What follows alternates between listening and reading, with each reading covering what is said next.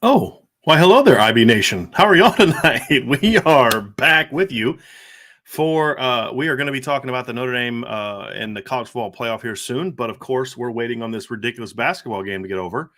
That is now in two overtimes because ESPN has decided that they can't put the college football playoff show on any of their other 13 channels.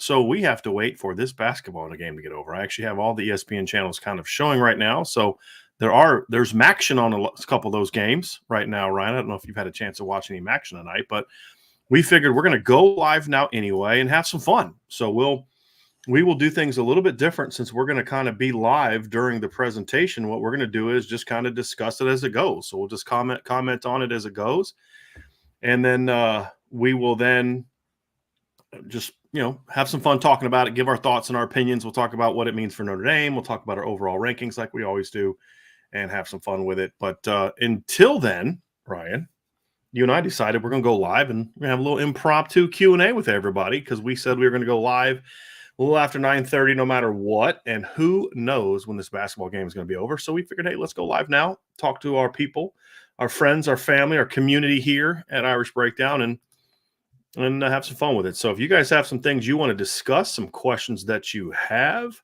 and we'll get after it. So it's going to be a fun week.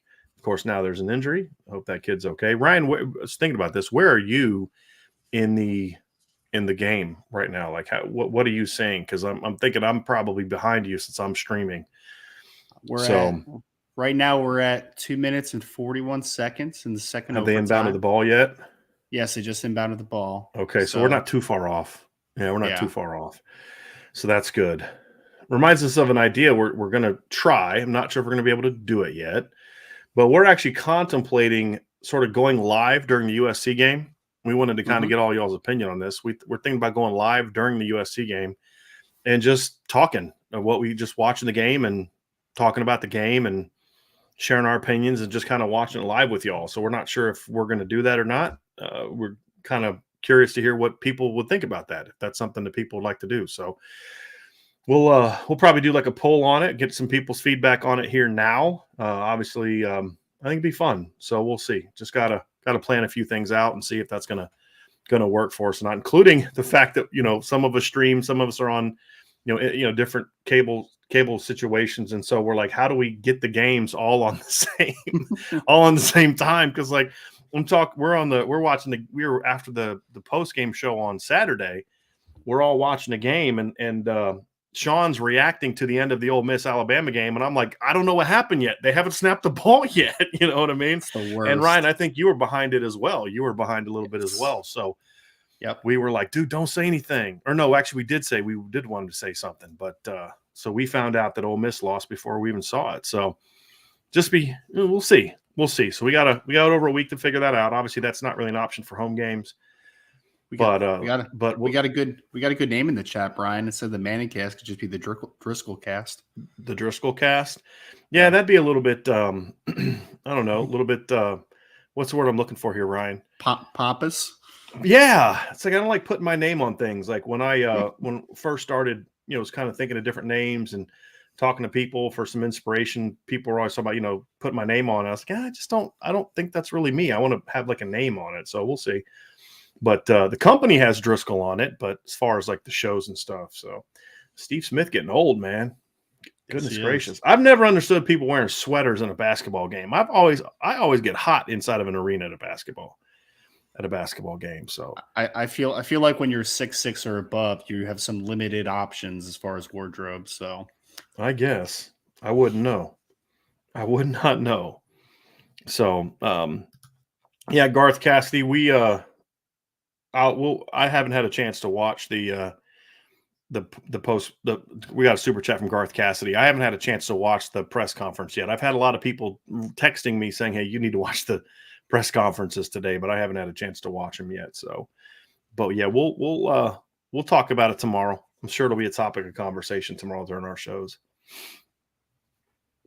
Brian, is it bad that this is my first basketball game that I've watched this year from college basketball? I mean, it's only a third game each for these teams. Pretty much my first. I've had it on in the background a couple times, but yeah, I used to watch games like this all the time. I just haven't had the time. Yeah, I love this time of year where you get all these, because in basketball they still do the whole, hey, let's play good teams thing. Like I was having a debate with somebody today, like if Michigan doesn't go undefeated, they should not be rewarded by getting into the playoff, because if Michigan gets into the playoff with a conference loss and doesn't even play their conference championship game, and they get in with that non-conference schedule, every team in the country is like, why the heck would we ever play a good non-conference opponent ever again, other than a traditional rival? It would be really bad for the sport, in my opinion. So, that's definitely a travel. So I hope that definitely doesn't happen. Definitely doesn't happen. So we got another super chat here from Brian B. Yes, live during USC with the consistency problems from OC and QB play. Thoughts on hiring someone for QB development and let Tom Rees focus on play calling. Keep up the great work. The problem with that, Ryan, and this is the kind of thing we continue to talk about is, look, if you're going to hire a quarterbacks coach, who are you going to get rid of while also keeping Tommy Rees? Which assistant coach are you going to get rid of? Because in order for that really to happen, you have to hire a full-time coach. And the reason I say that is you're not going to hire someone sort of experienced enough to have an impact at quarterback coaching without hiring. You can't hire an analyst, right? So let's just say hypothetically they hired David Cutcliffe as an analyst. Well, he's going to work with quarterbacks. All he can do with quarterbacks is work with them in the film room. He can't be on the field coaching them up. So you can't really do that. And then if you're going to hire someone as a GA, well, they have a GA. They have Gus Ragland, who Notre Dame faced a couple of years ago when he was at Miami of Ohio. He was a quarterback in Miami of Ohio. Well, Tommy Rees is not going to listen to a GA, nor is any other offensive coordinator who's also a quarterback's coach in America going to let a GA take full responsibility for the quarterback room. And because of the rules, it's not like you used to be able to go like hire former players. Like remember when I think it was Texas A&M hired like Chester McLaughlin as their GA. And really? The dude was like somebody like him, and the guy was like 30. And he'd kind of retired from the NFL, and then they changed the rule, like you can only be X number of years removed from college football, or from your playing career. So Michigan State's about to win this thing. So like James Laurinaitis. Yeah, but like he's not a but he's. I'm trying to think. There was some kind of reason that they could make it happen with him. It was kind of strange. Like I don't know if he graduated or something. I don't know, but. It's all strange. I don't know why they're so ridiculous about stuff like that. But do you think so, Brian? Let's say in a hypothetical that Tommy Rees does come back and Marcus Freeman though is adamant about helping the quarterback development. Do you think that Tommy Rees would ever be open to still being the offensive coordinator, but maybe coaching another position to make that room type of conversation? I don't. Yeah. I mean, I hope I'm wrong, but I don't. And I'm just trying to put myself in his shoes. When I was his age, I would not have been okay with that, most likely. I would hope so. And then if, let's say, Coach Freeman does go in that regard, that direction, then what would Coach Rees's reaction to it be? I don't know the answer to that either. Right. And honestly, I mean, I think part of it too is again, even if he was willing and open to bring somebody in like that, I go back to my original question. Who do you get rid of? Jared Parker, Chancey Stuckey, Dylan McCullough? Like what position are you going to have Brian Mason? You know what I mean? Because you can't get rid of a defensive coach. You're not going to have only 3 assistant coaches on defense out of 10.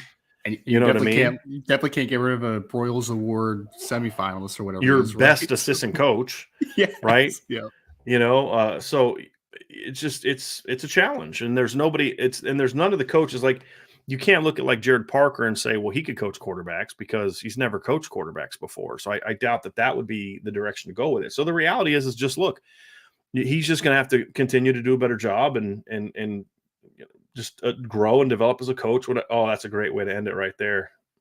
Little alley-oop action. So,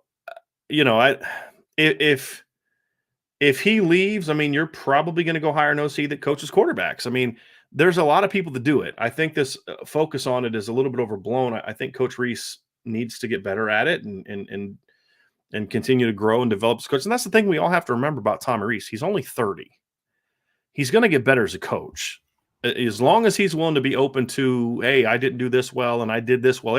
Every coach, I don't care if you've been coaching for 3 years or 30 years, at the end of the year, you need to be able to look back and say, hey, look, here's where we did a good job and here's where we didn't do a good job.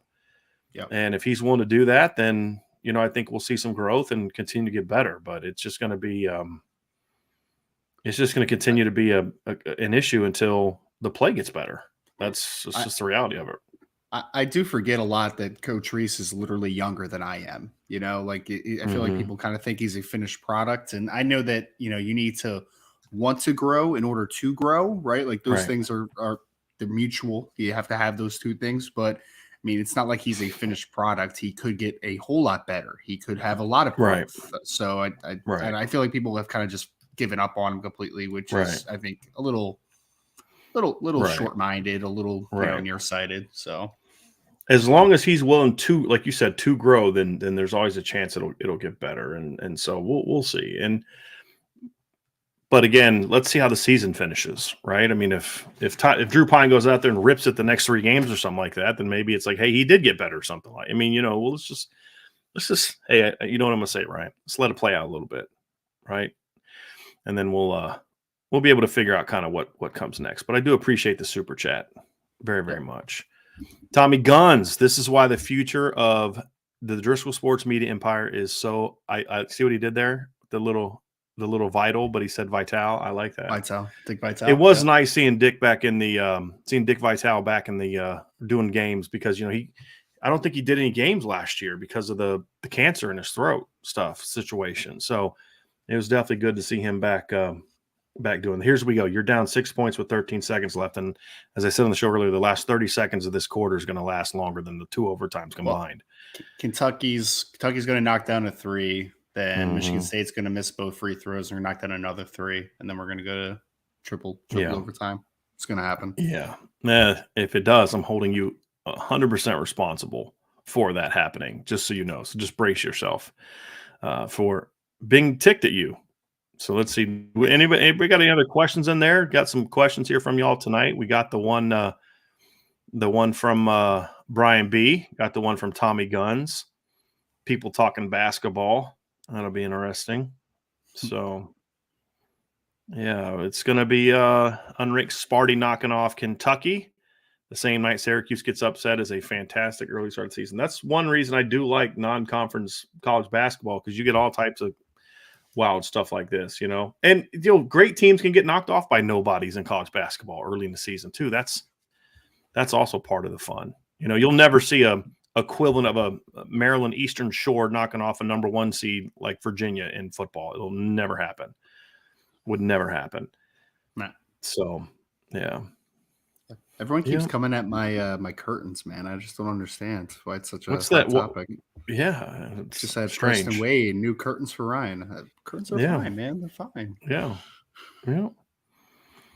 Spark 5219 is Tom Reese's father, Bill Reese, involved with the Notre Dame football program in any way? I saw he was on the Notre Dame Marcus Freeman show replay from the Navy game. He's always on that show, I understand, but yeah, he works in the back office of Notre Dame, so he's been around the program for years. He does a lot of evaluating, and I don't think he does as much of that anymore, but he was for a while. Like Clark Lee relied on him a lot for evaluating players, and so yeah, he's involved in that. He was a longtime NFL scout. He was I think he was the recruiting coordinator for UCLA for a while when Terry Donahue was still the head coach. So he's been around the game for a long time, very long time. Milton fan, Brian, you think Marcus Freeman could coach quarterbacks? No, he could not. No, that's not happening. Somebody said Charlotte hired a new head coach. Did they hire a new head coach, Ryan? Did you see that? Already? Are we talking about the Panthers? Or are we talking about college, the team in college? Or not sure what we're. They both have openings, right? Yeah, Charlotte hired Michigan associate head coach Biff Poggi as its next head coach. That's a little weird. He was a high school coach for a long time before going to Michigan, so that's a little strange. Wait, what was his role at Michigan? He was the associate head coach. I don't think he had an on-field role. So yeah, that's a little strange.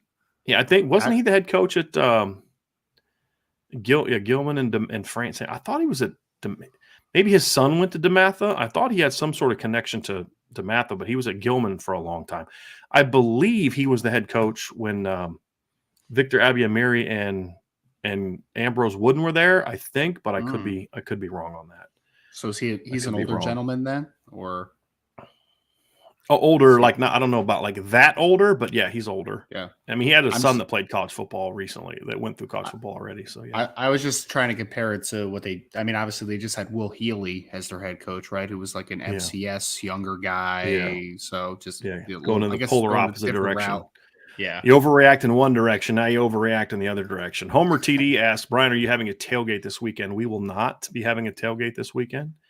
So that's yeah, it's gonna be too cold and just we're just gonna kind of relax. And let's see. Come on now, get to this thing. For those who just joined, we are waiting for the college football playoff show to start. It has not started yet because the Michigan State Kentucky game went to double overtime. I'm not a big fan of the Michigan State basketball program, Ryan. I'm not really a big fan of Michigan State anything, but I do look for them to. I like for them to beat Kentucky. Not a Yeah. big fan of Kentucky. Not a big fan of John I, Calipari, to be completely honest with you. I respect Tom Izzo. He's a great coach. So Yeah, great coach. Just don't like the program, and I don't like sure. how they allowed that program to play the way it did. I don't blame Tom Izzo for that. The league allowed it to be officiated that way. So, UMBC, not Eastern Shore. Yes, it was one of those Maryland schools. UMBC is the one that beat Virginia as a 16 seed. I believe that's still the only time that that's ever happened. So, yes. But yeah, I'm shocked that Charlotte already hired their coach. That's a little weird. It's a little strange. Was there going to be a high demand for that guy? I mean, that's the only thing. I know, right? Like, yeah, I Got to don't get in know. front of the curve, I guess. I don't I know. guess. I don't know. It's very strange.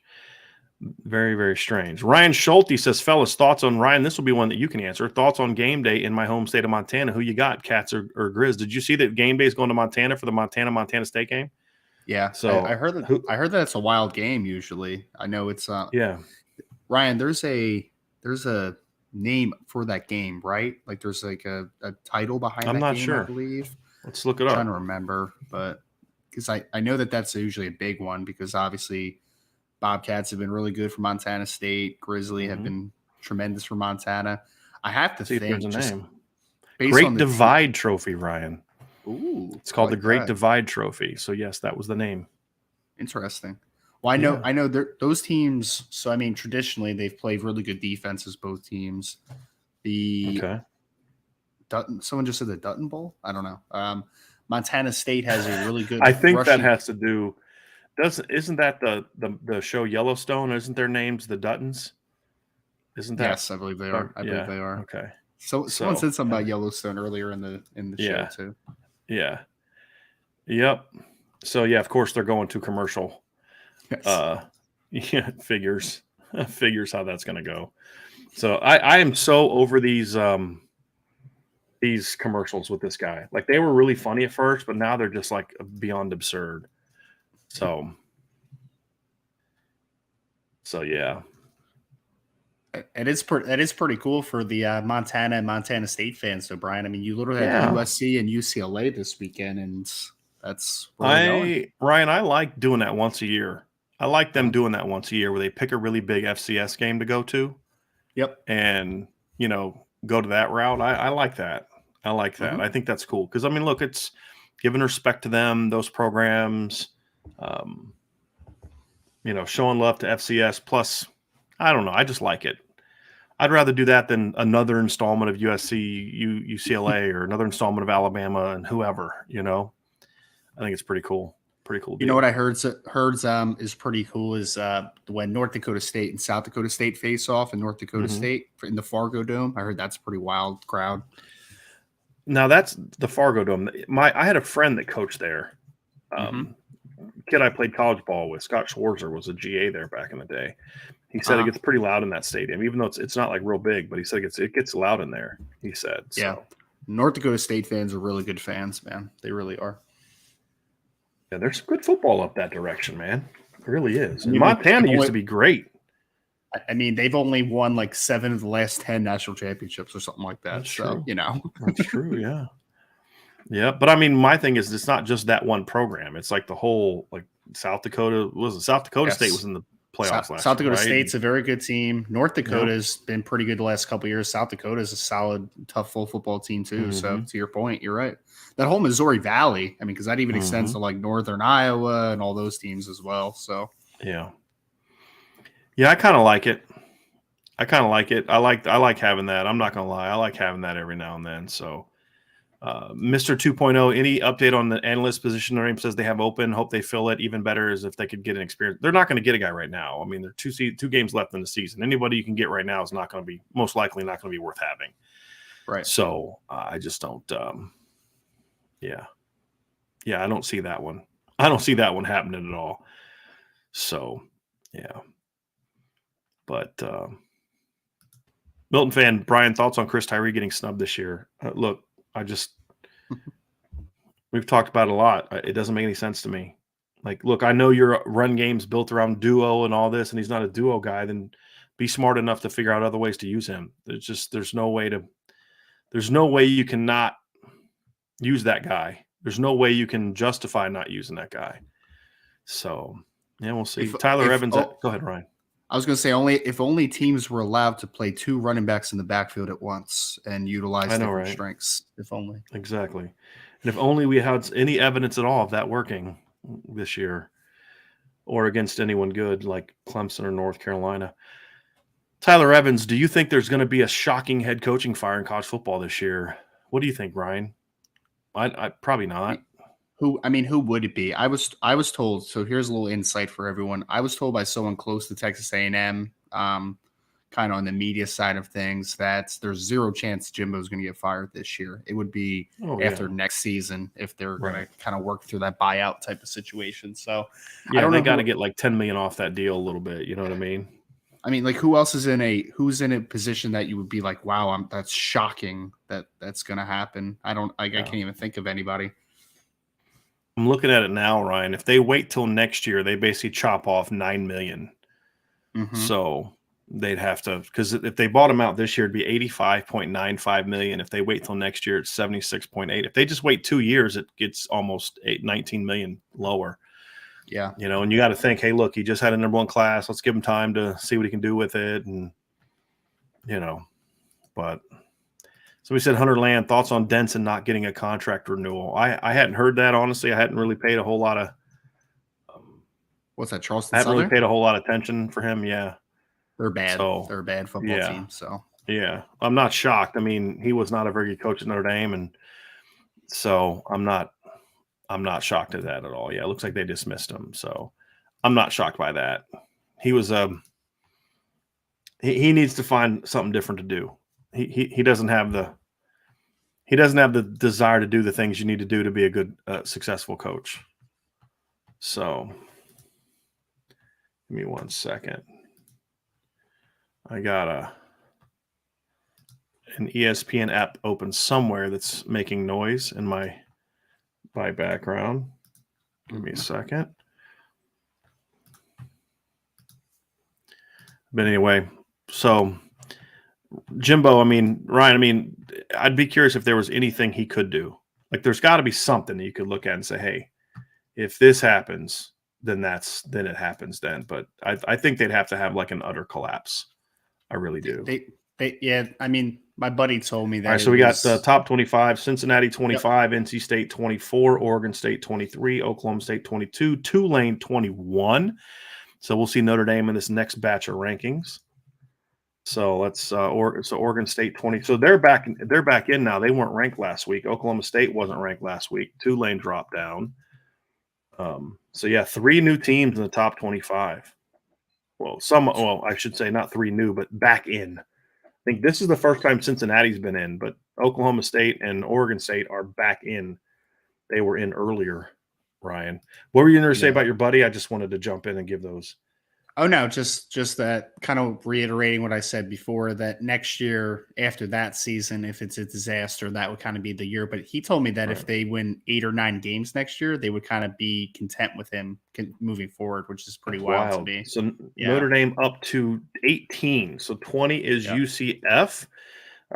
19 is Florida State at 7-3. Notre Dame is up to 18.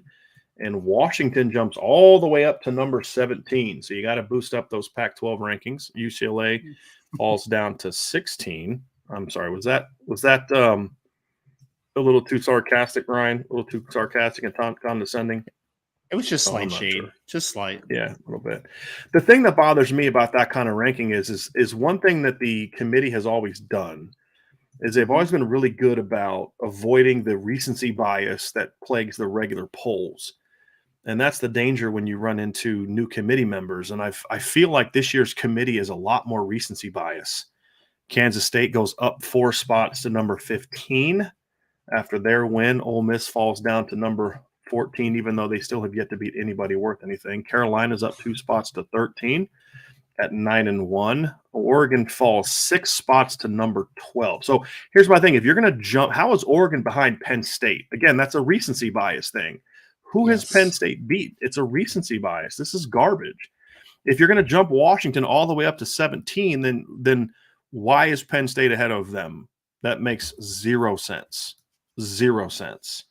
So one of my immediate reactions, Ryan, is we're seeing a lot of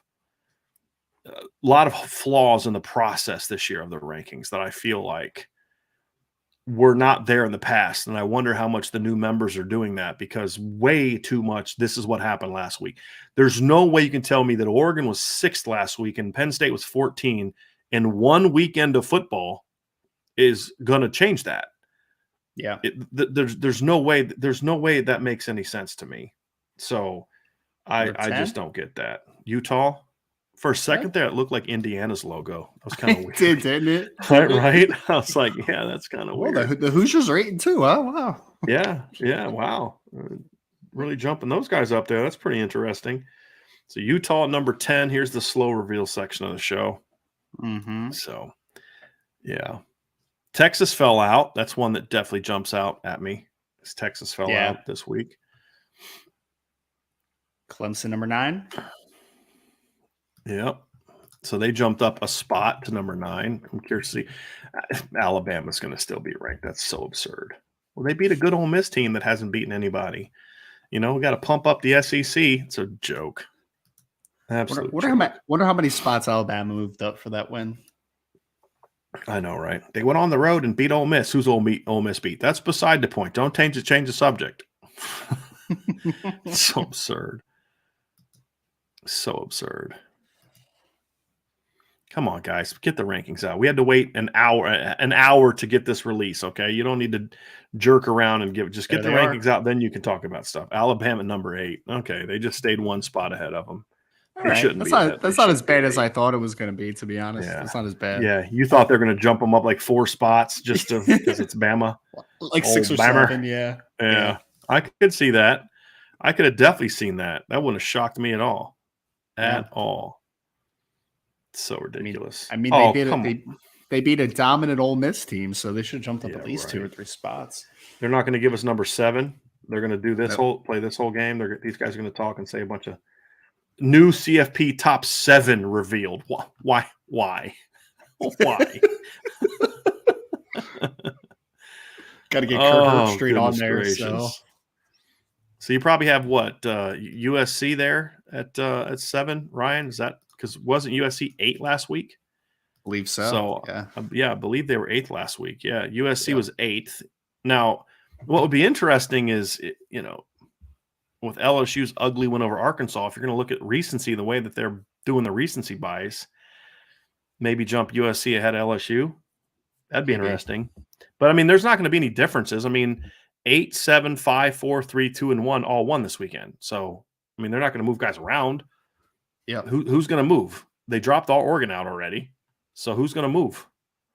So I mean, it's going to be USC should be in the top 5. I mean, they have a Joe Moore award-winning finalist offensive line. Gosh. So semifinalist, wasn't it? Or is that sorry? Yes, it may be the semifinalist, but either way, it's stupid. It's still ridiculous.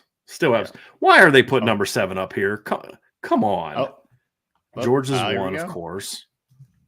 It's a weird reveal, man. It's a weird reveal. Yeah. I don't like this. They've been doing 1, 2, 3, and 4, like 1 and 2 for last couple weeks because it's obvious. Yeah. So, I mean, why are they doing this? It's going to be the same. It's going to be what Michigan was 3 last week, right? Yep. So nothing's going to change. Michigan's going to be a 3. TCU's going to be 4. Duh.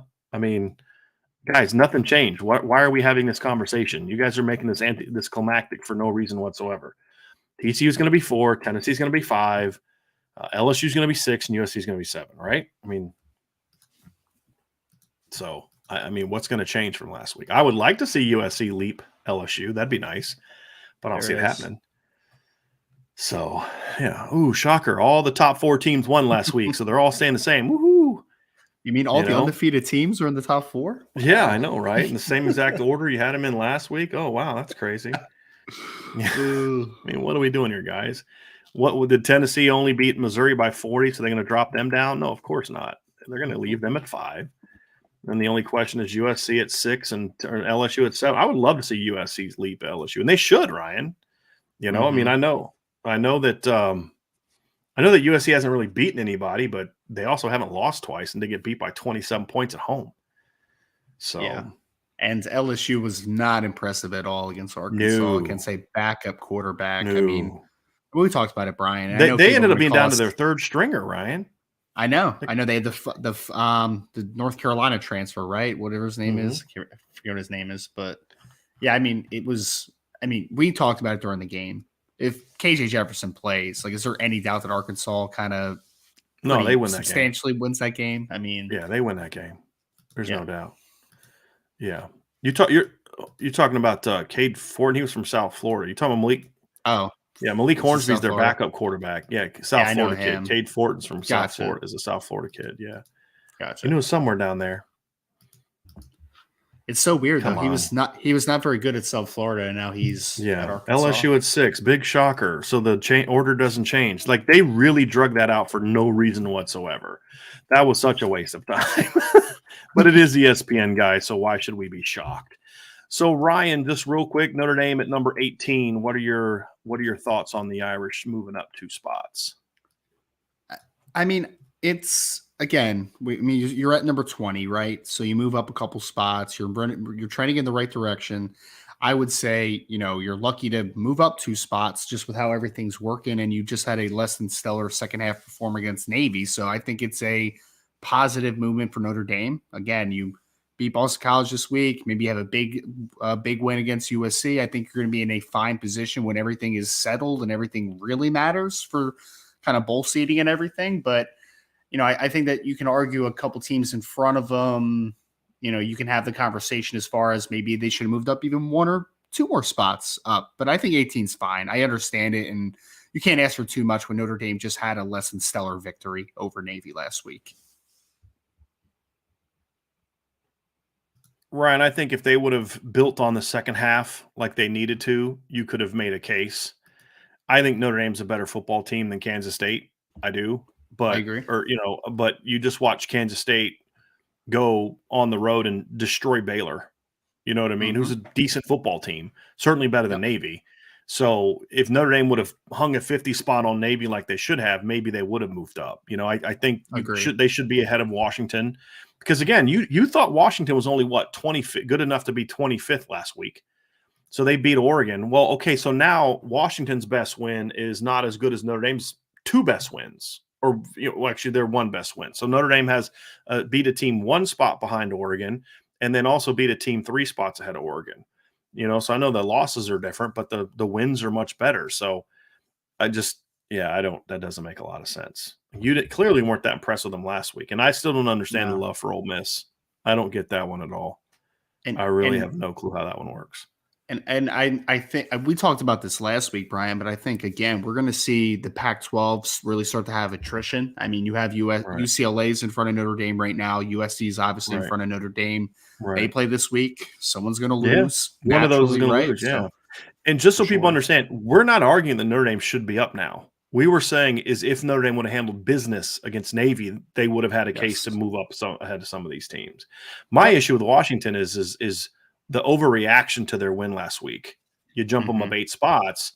That's, to me, a significant overreaction to one weekend, which is something the playoff committee has always said that they avoid. It's all about the overall resume. Now, look, Washington definitely should have jumped up because their overall resume is much better now, with those losses. But it's kind of like I actually don't mind Washington at 17. I actually thought they were underranked last week, Ryan. I thought that they overreacted way too much to the Arizona State loss. And in regard to comparing Notre Dame, I think Notre Dame has better wins than Washington does. As far as their two best, you look at Washington, their best win is over number 12 Oregon. Notre Dame's, and it was a 3-point game, right, at home on the road, which is a very good win. Don't get me wrong. Notre Dame's 21-point win over number 9. Their second best win was a 3-point home win over number 23 Oregon State. Notre Dame's second best win was a 13-point road win at number 13. The difference is they have a bad loss to Arizona State, who's not very good, but Arizona State's still better than Stanford. You know, well, I guess Stanford beat Arizona State, but actually, no, they're the same. They're both 3-7. The difference is they've only got one of those losses. Notre Dame has 2 when you look at the Marshall game. And that's the thing that's frustrating is if you just would have beat Stanford, I'm looking at this Notre Dame being at 18 at 7-3. They're the second highest 7-3 team behind Kansas State, who, after the whooping they put on Baylor, belongs there based on how Notre Dame played. Even though I think Notre Dame's a better team, Kansas State's got a better on-paper resume right now. Would you agree with that, Ryan? 100%. Yep. Yeah, especially based on last week, the most recent thing. But if they're 8-2 right now, if they just would have beat Stanford or Marshall, I mean, it's not inconceivable that they could be where Penn State is.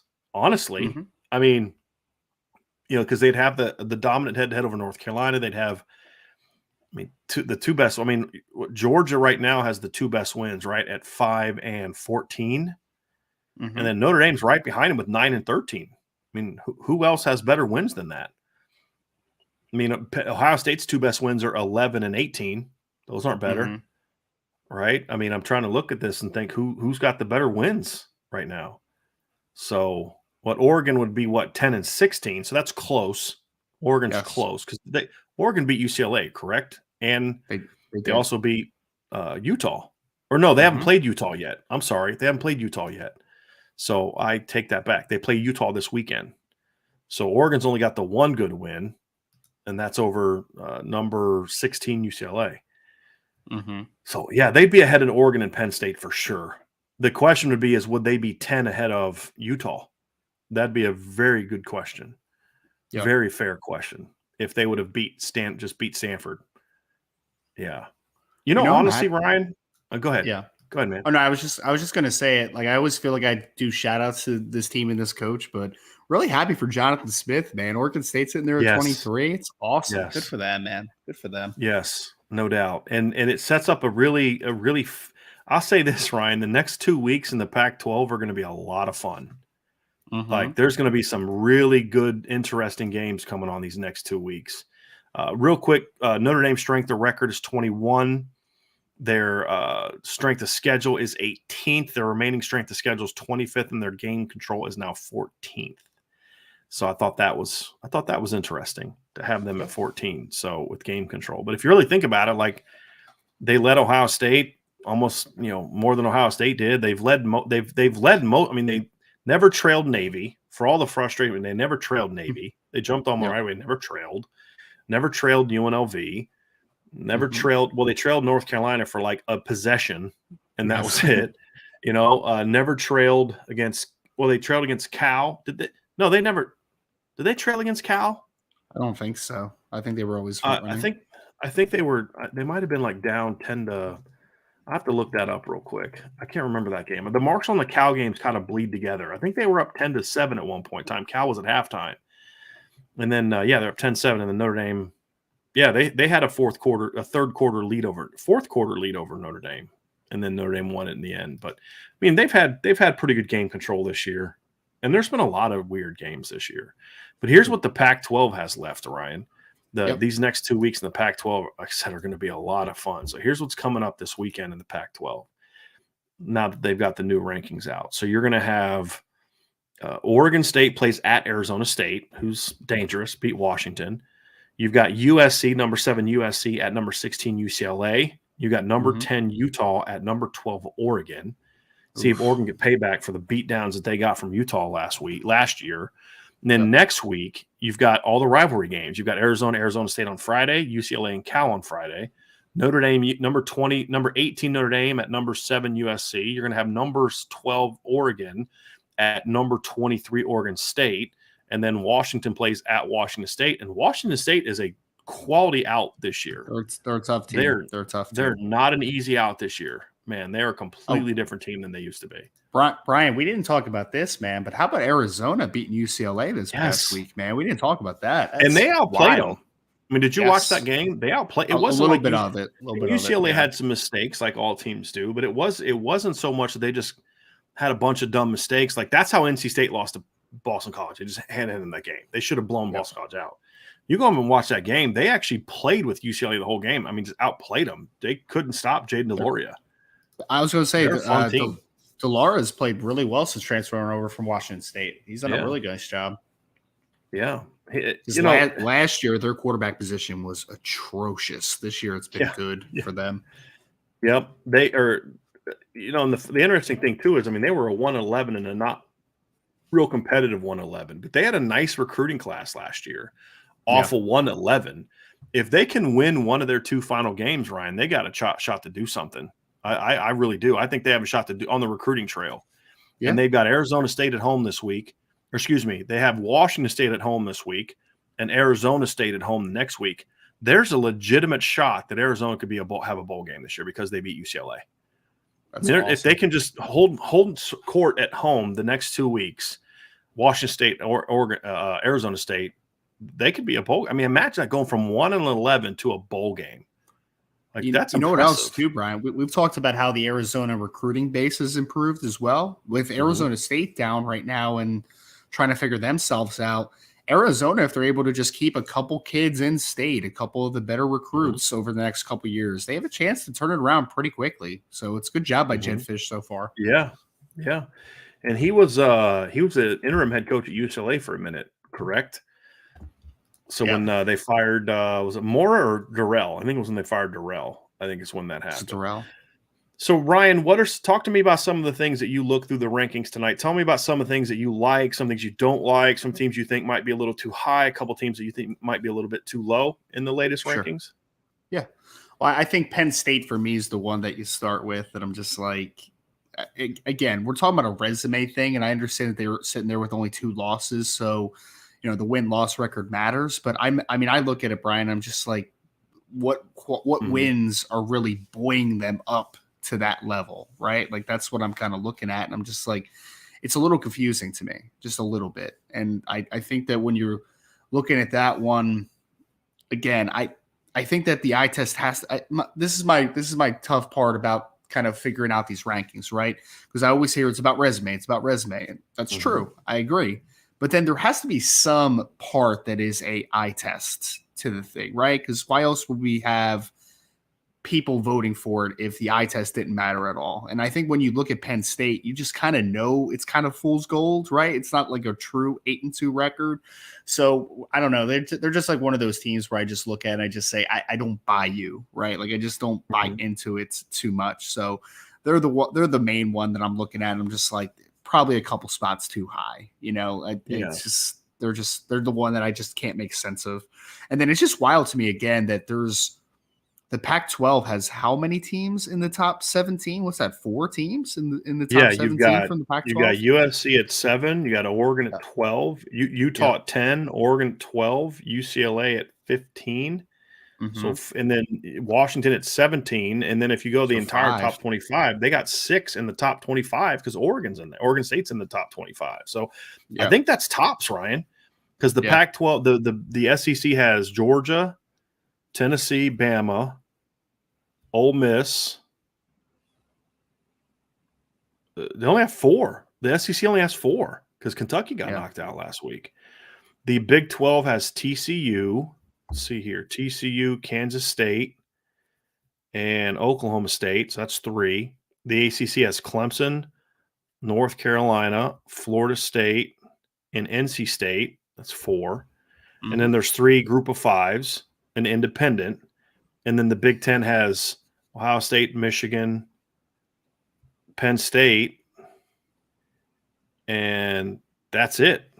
So the Pac-12 has by far the most teams in the college football playoff rankings this year, which is kind of wild. Would not have guessed that by week 3. I would not have guessed that would be the case, Ryan. I was going to say, if you told me in the preseason at this point in the ranking cycle that would be the case, I would have called you a liar or said that you've been Yes. drinking too much. Like, Yeah. yeah, Or is this like, are we trying to make jokes today? Are we like, is right. this like hot take Saturday? Hyperbolic. Yeah. Yeah, Right. Right. exactly. Right. Yep. That's interesting. Anything else, Ryan, that you liked from the ranking? And I, by the way, I agree with you on Penn State. They have no business being. You can't be number 11 when you have 0 wins over good teams. Like they have Right. 0 wins over top 25 teams. I don't. That one makes no sense to me. I'm with you on that. I mean, I'm looking at this now, Ryan, and I'm trying to understand like the football power index, which is just ridiculous, has Penn State 8th. And again, Yep. I'm like, based on what? Like their strength of record is 9th. So strength of record means, how other teams would do. So you're telling me there's only 8 other teams that could have wins over Purdue, Ohio, Auburn, Central Michigan, Northwestern, Minnesota, Indiana, and Maryland, but losses, double-digit losses to Michigan, Ohio State. You're telling me that there's only 8 other teams that could do that? Seriously? Like you got to be kidding me. So yeah, it doesn't. It doesn't make a lot of sense. It's nitpicking, but I would have liked LSU to get dropped down one spot, just for they won the game, but I mean, you watch the football game and you're just like, you know that if Arkansas had their starting quarterback, they probably don't win that football game. Like, I guess the counter argument could be is that, maybe LSU would have been a little bit more up for the game if it's fair. It's fair if they weren't playing their backup quarterback, which is fair.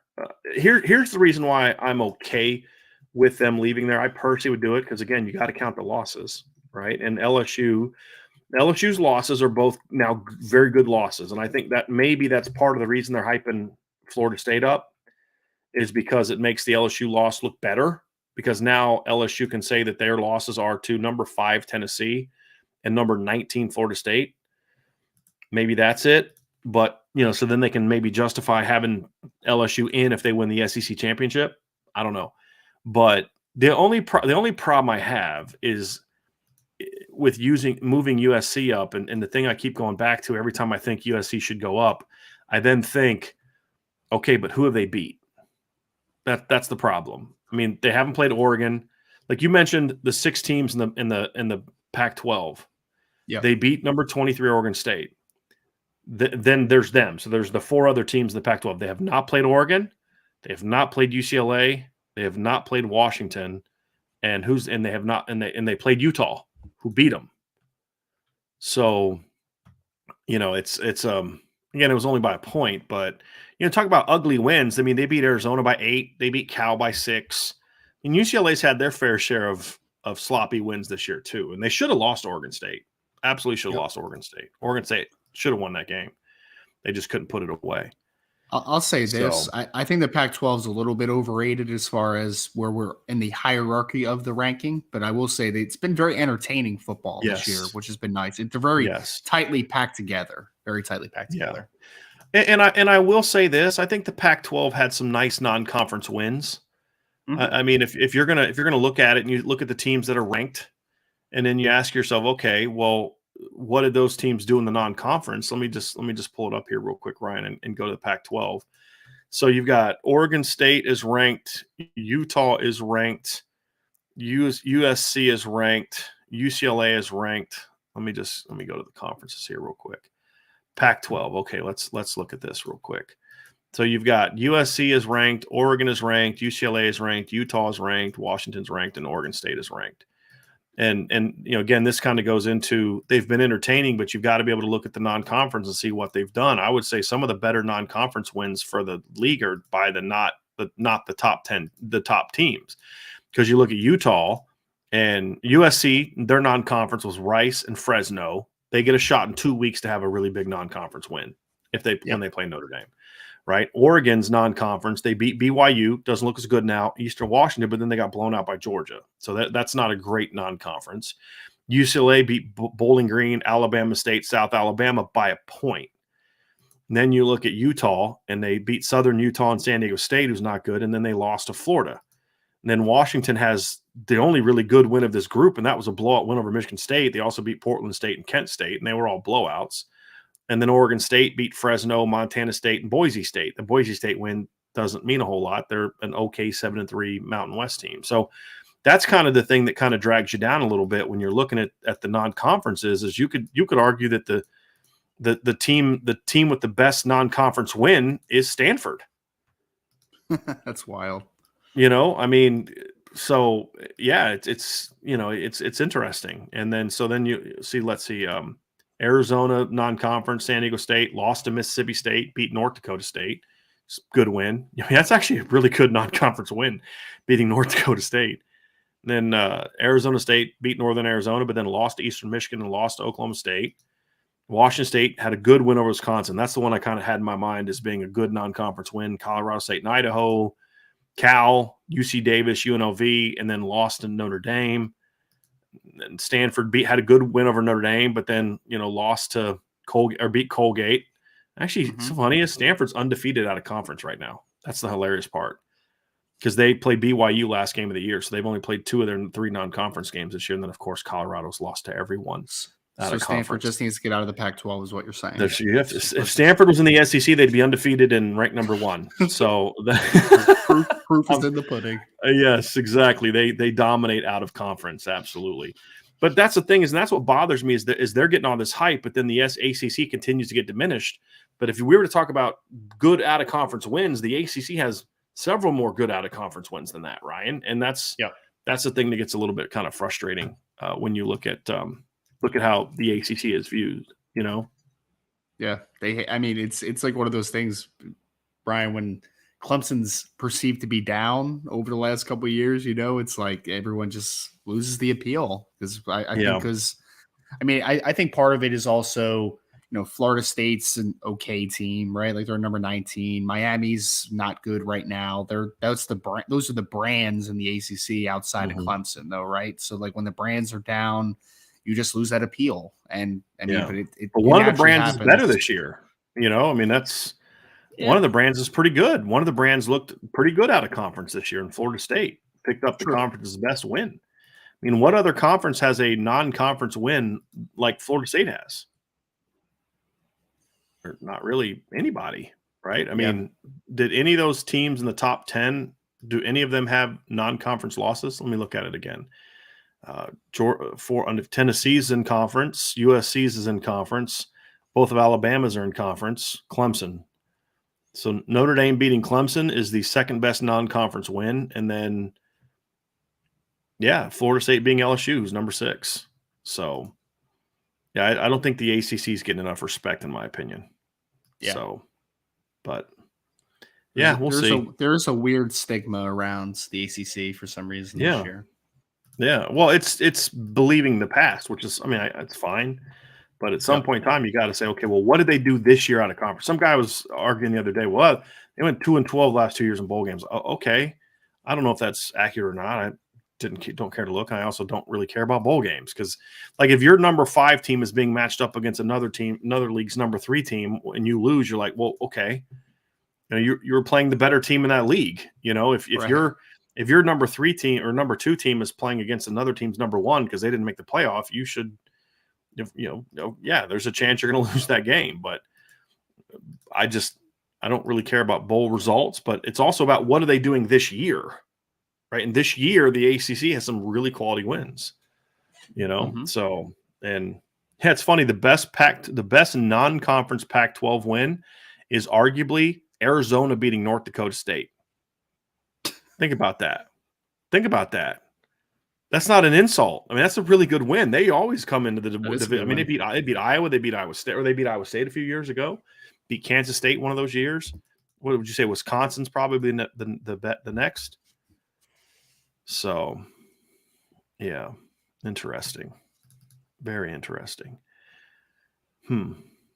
Okay, so here's some thoughts that I have, Ryan, as I'm looking through. I was able to finally get the story published, so that's good. So I can kind of look over these rankings again. So let's see here. We've got, I keep kind of going back. I think another team that's too high right now for me is Utah. I still think Utah's a little too high. I haven't been high on Utah all year, and I just don't know what they've done to necessarily move up other than beat USC, who hasn't beaten anyone either. They lost to a middle-of-the-road, unranked Florida team, beat San Diego State, I mean, beat Oregon State convincingly. Okay. Barely beat Washington State, beat Arizona, beat Stanford. I mean, they're good, but like number 10 good? I don't know about that. I don't know about that. I don't think I can go with Who you would there. you I slide still into number I 10 still if think you Oregon has the better Pac-12 resume to me, Mm, right? Like I know Oregon has the big loss to Georgia, and they did right. lose to Washington this week. But look, and it'll get determined this weekend. It's either Utah wins and okay, they're going to stay ahead, or Oregon beats them and they flip them. But when I look at Oregon, number one, they have the same win, right? They both beat UC. No, I'm sorry, they have one common opponent that I can look at, and that's UCLA, right? Mhm. And UCLA beat Utah convincingly, and then Oregon beat UCLA convincingly as far as the good quality wins. And I'm looking at it now. Utah has a win over Oregon State. UCLA hasn't played them yet. They have a win over UCLA or USC. UCLA hasn't played them yet. UCLA has not played, or Utah has not played Washington yet and won't. So, yeah, I'm not as impressed with their resume. I still think Georgia has overall the better resume to me. Mhm. So, but Utah does have the good win over USC. That's a good win. That's a good win. I will give them that. But yeah, I'm just not like both of Oregon's losses are to ranked teams, Mhm. top 20 teams. They don't have a bad road loss to Utah or Florida on there. Michigan at 3 and TCU at 4 is another one that bothers me. And at the end of the day, it won't matter because if Michigan loses, they'll fall behind TCU. But I just still have to say, why is Michigan ranked that high? Michigan should be the lowest ranked undefeated team. They have beaten no one. They have a terrible non-conference schedule. I Penn just don't State's your best win, understand. right? Michigan. Yeah, at number 11, right? Yeah. But then you look at TCU. TCU has a win over number 15 Kansas State. They have a win over number 22 Oklahoma State. So they have 2 wins over ranked opponents, right? Because Mhm. there's only 3 Big 12 teams in there now. Am I correct? There's only 3 Big 12 teams left in the top 25, Believe so, which yeah. again, I think speaks more to the depth of the Big 12 because they just beat each other up. I think it's a really quality league. Yeah, because Baylor got knocked out, Texas got knocked out, Kansas is 6-4. So I mean, they're all kind of beating each other up. But TCU beat both of those teams, so at least they have 2 top 25 wins. And I just look at Michigan beating Penn State, and say, okay, what else? What's their next best win? Maryland? It's just Maryland just laid a goose egg this past week, by the way. They laid literally. I a mean, goose literally, egg. they didn't score, Yeah. right? I don't think so. I think it was a So shutout. It was ugly, yeah, man. I mean, Michigan's, and I was having this conversation. Well, they've never trailed. Okay, they're playing bad teams. Of course, they're not going to trail in the fourth. They never trail in the fourth quarter. Is the argument that was made? Well, yeah, because they play bad teams. In the Penn State game, 41-17. I mean, they were losing at halftime. They were losing at Mhm. halftime to Rutgers. And well, they scored a bunch and said, okay, great. They piled on Rutgers in the second half. So what? They were losing at halftime.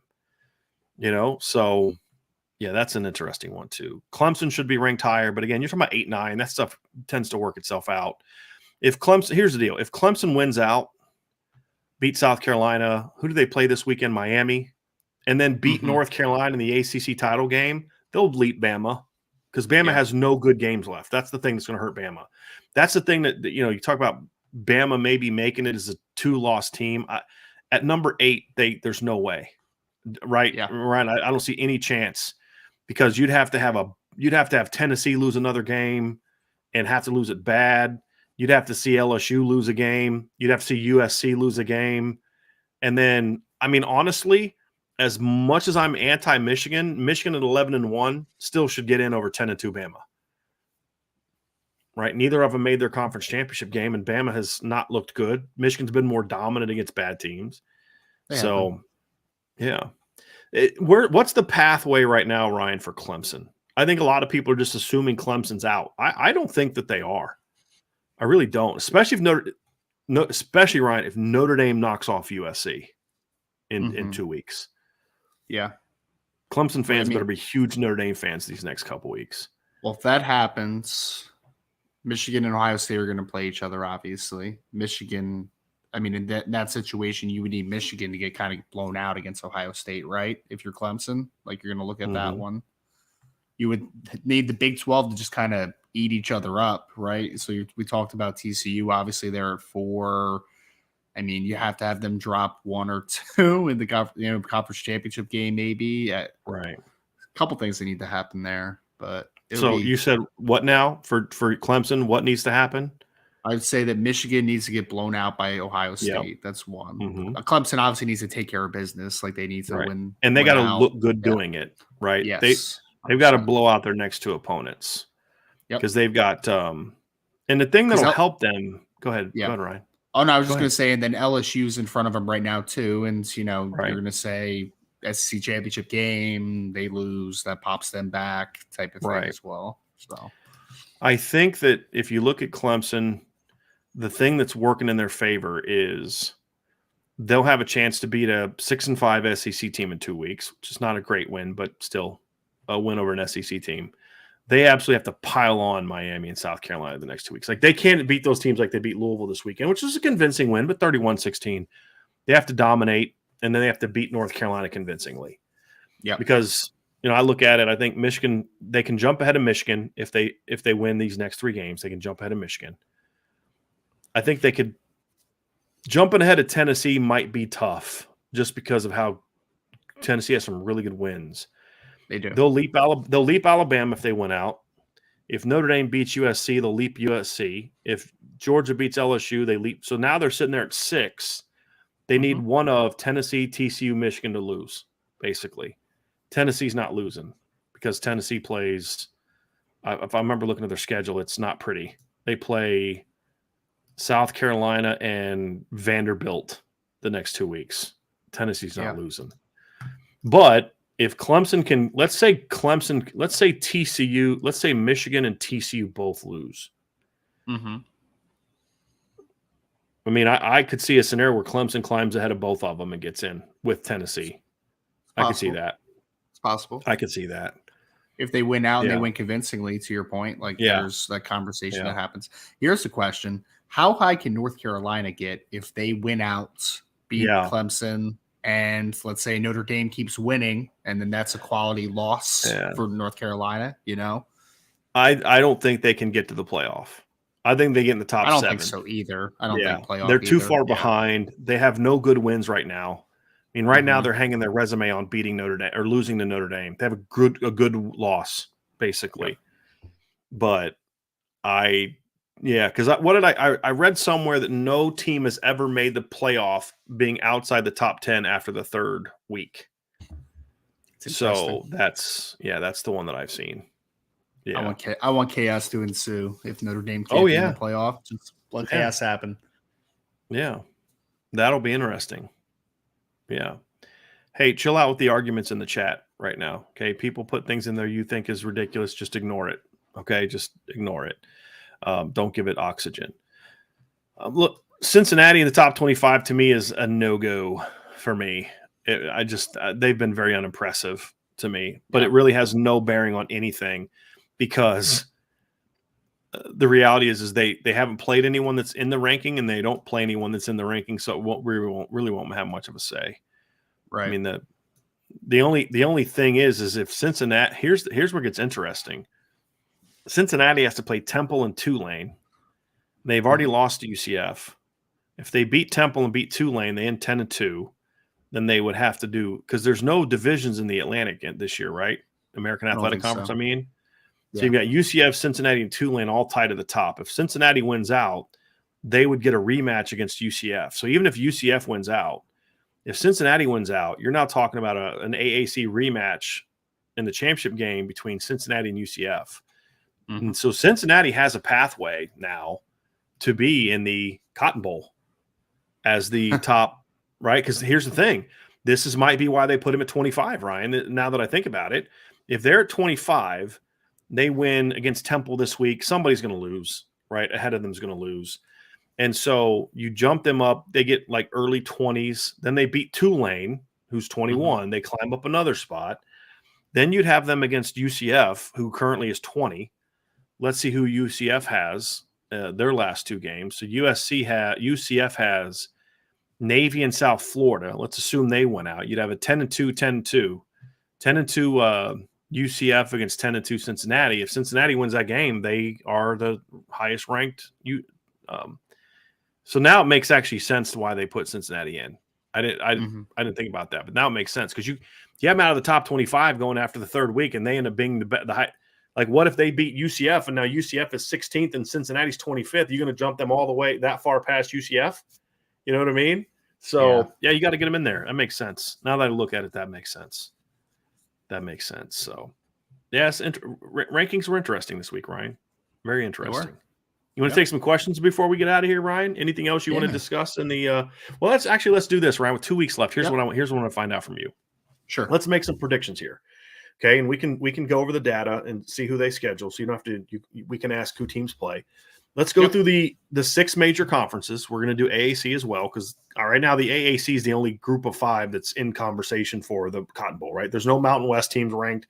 There's no good Mountain West teams. There's no Sun Belt teams that are in the conversation. Right? I'm looking through it now. No Conference USA teams. The best Conference USA team is UTSA. They're not going to get in there. Liberty's had a really bad loss this week, but they wouldn't matter anyway because they're not a group of 5. They're an independent. So 7-3 Toledo, Ohio, they're not in it. Boise State 7-3 and Wyoming 7-3. Air Force 7-3. Mountain West isn't getting in it. Sun Belt, Coastal Carolina at 9-1.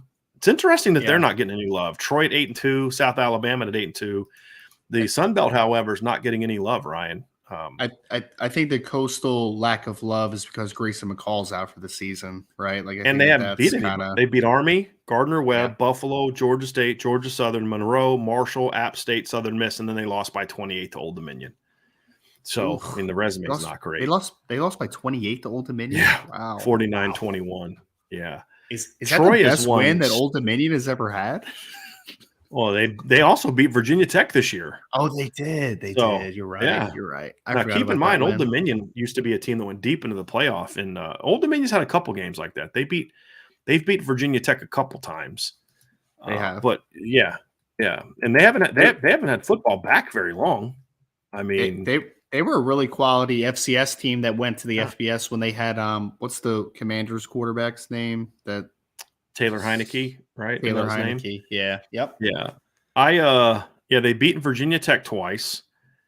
I'm looking at they beat East Carolina 3 times, Eastern Michigan 3 times, Georgia State, Coastal. They're 2-0 against Coastal Carolina. Old Dominion is. Mm-hmm. Yeah. The team that they've beaten the most, the 2 teams that they've beaten the most as FCS that are current FCS teams are Florida International, they're 4-3 against, and Charlotte, they're 4-2 against. Ooh. So the team they beat the most is Norfolk South High School in Virginia. That would be a long time ago. Yeah, a long time ago. So, yeah. Because Notre Dame's got some games like that on theirs back in the day as well. So yeah, I know. I've seen a couple weird ones on there. They beat Newport News Apprentice School. I played against Newport News Apprentice School and coached against Newport News Apprentice School. So, yeah. Georgia freshman team. It's always good looking at these like Notre Dame's played like this medical school, Iowa flight school, stuff like that. It's pretty wild. All right, so let's go through this, Ryan. And Brandon Clark, I believe, is on that team, but he's not their quarterback. So the AAC is the only is where it's going to come down to. So we'll start with them. Let's kind of go by alphabetical order. So pick who you think is going to be the representatives in the conference championship games and who you see winning each conference now, because we're 2 weeks out, so there's a little bit more intrigue. So American Athletic Conference, it's going to be UCF, Cincinnati, Tulane are all 5-1 in their league. They all kind of play each other. Cincinnati has to play Tulane, and then the winner of that will basically get a rematch against UCF. UCF has beaten both of them. So Ryan, who plays the AAC title and who wins the AAC title?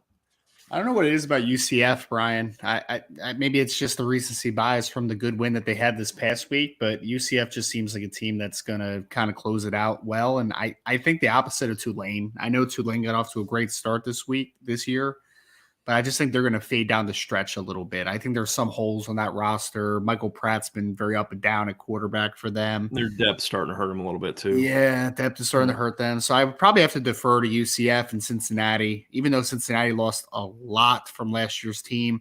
They they still do have some quality defensive players, and I think that they have a couple nice skill position players offensively as well. So I'd probably go UCF and Cincinnati in a rematch. And the more I think about it, like Cincinnati might be the victor there. That Well, would be an just because interesting the matchup. rematch aspect of it, Ryan. I mean, that's the thing Exactly. is the tough thing for UCF is if for them to win the title, they have to beat a team twice. They either have to beat Cincinnati twice, they have to beat Tulane twice, and Mm-hmm. that's no fun. But Yep. Cincinnati is the masters of winning ugly.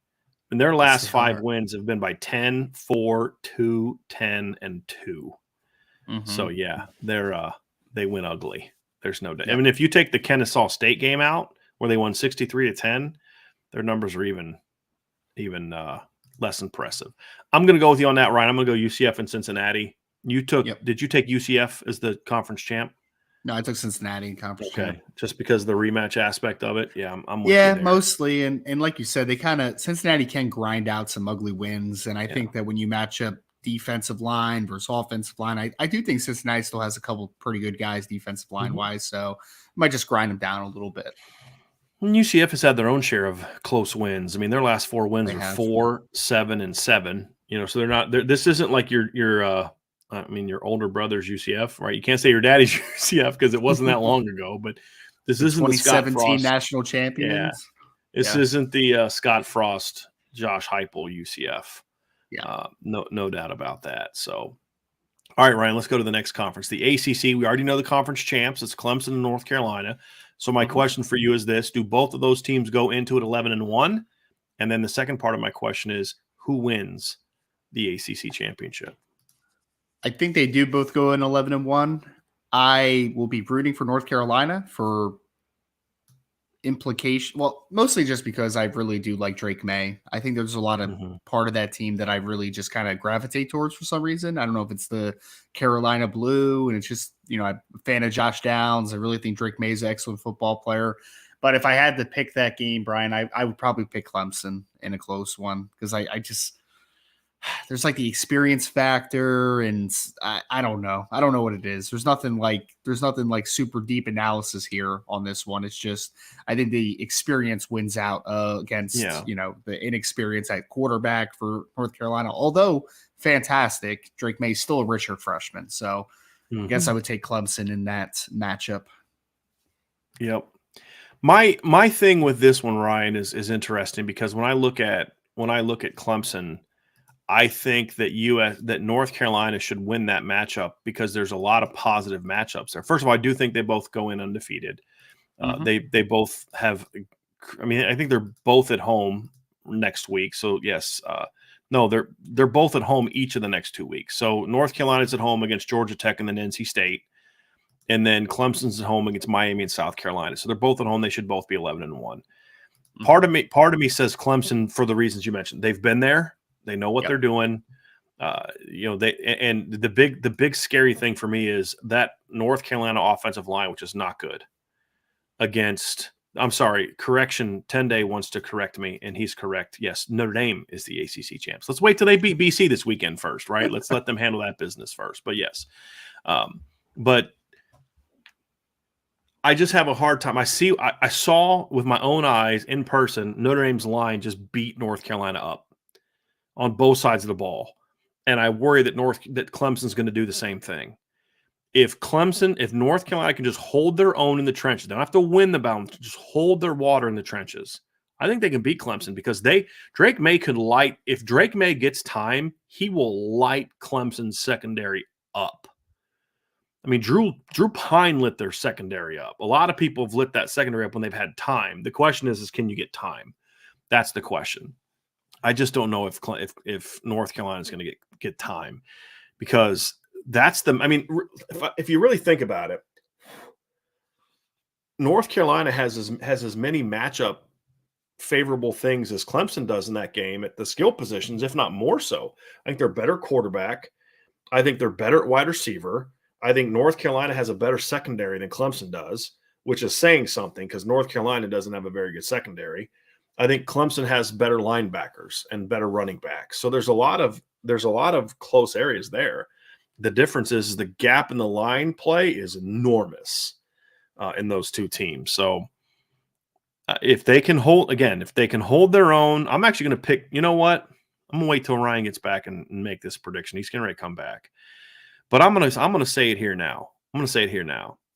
I'm picking North Carolina for the upset, Ryan. I've talked myself into it because I think they're going to do enough to hold their water up front, and they're just going to light Clemson's secondary up. I really do.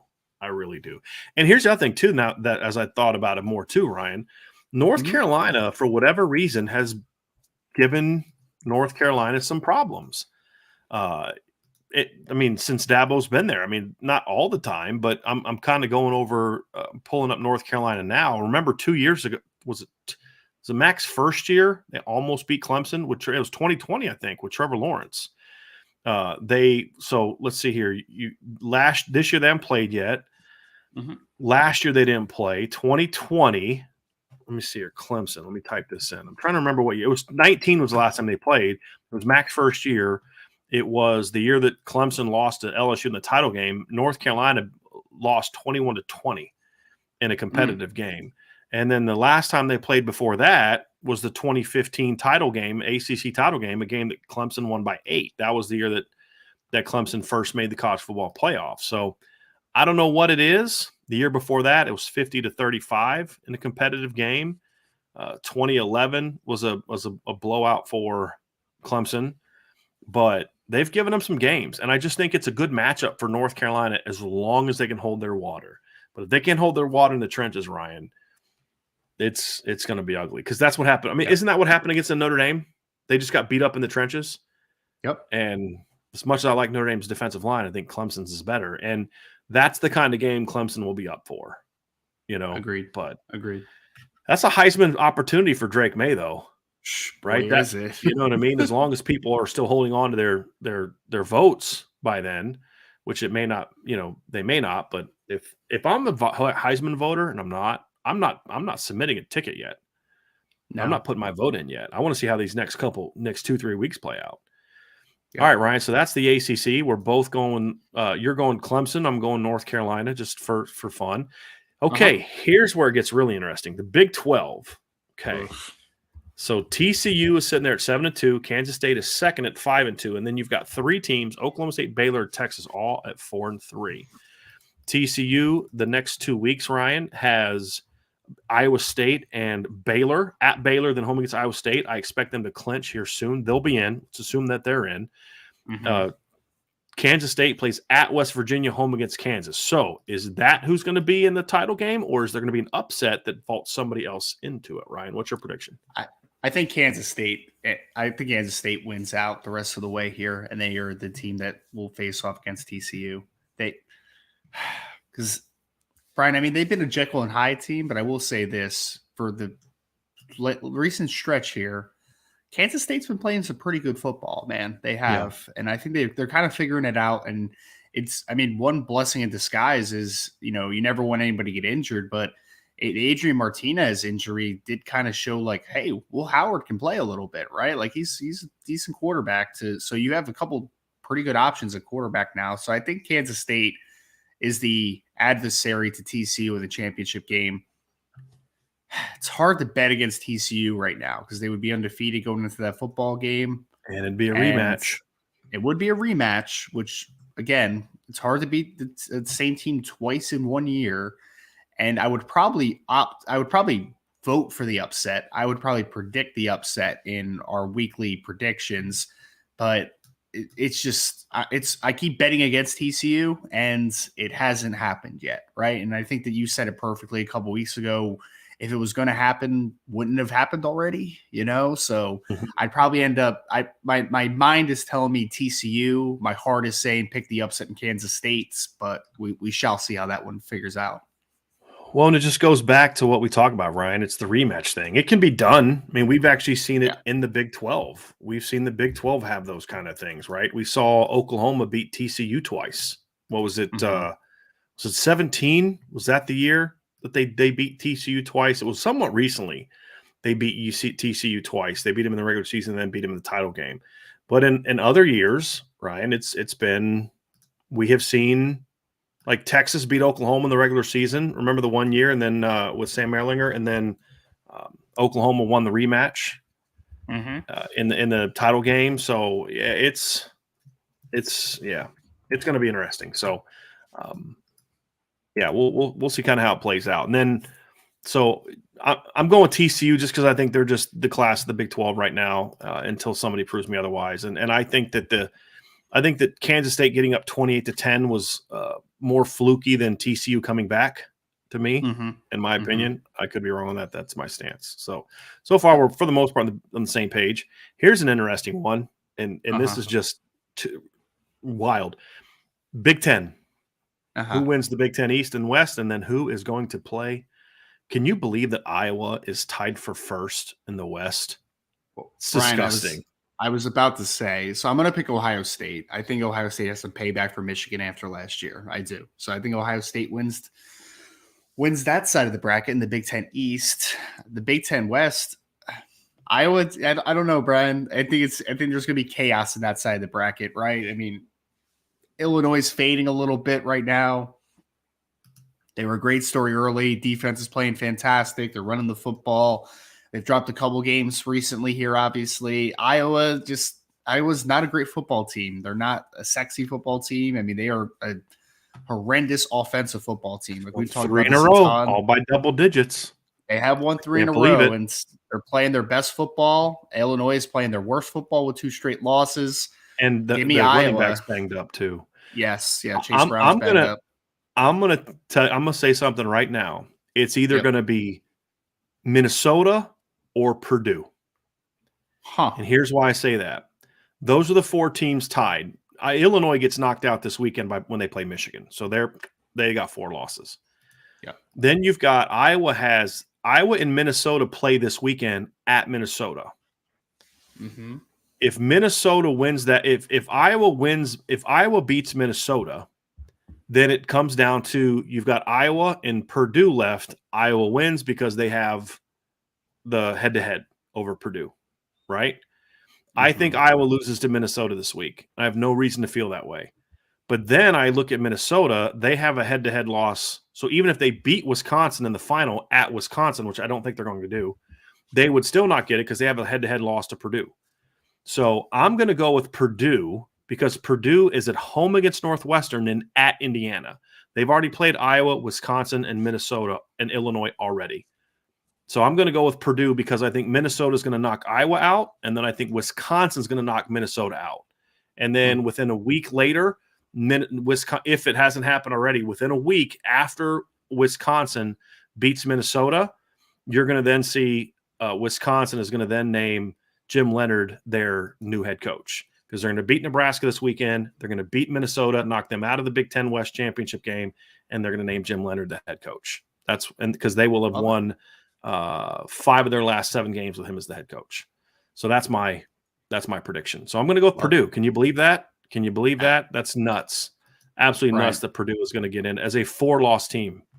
Brian, do you remember when Northwestern had a winning record after the first game and then they proceeded to lose 9 straight?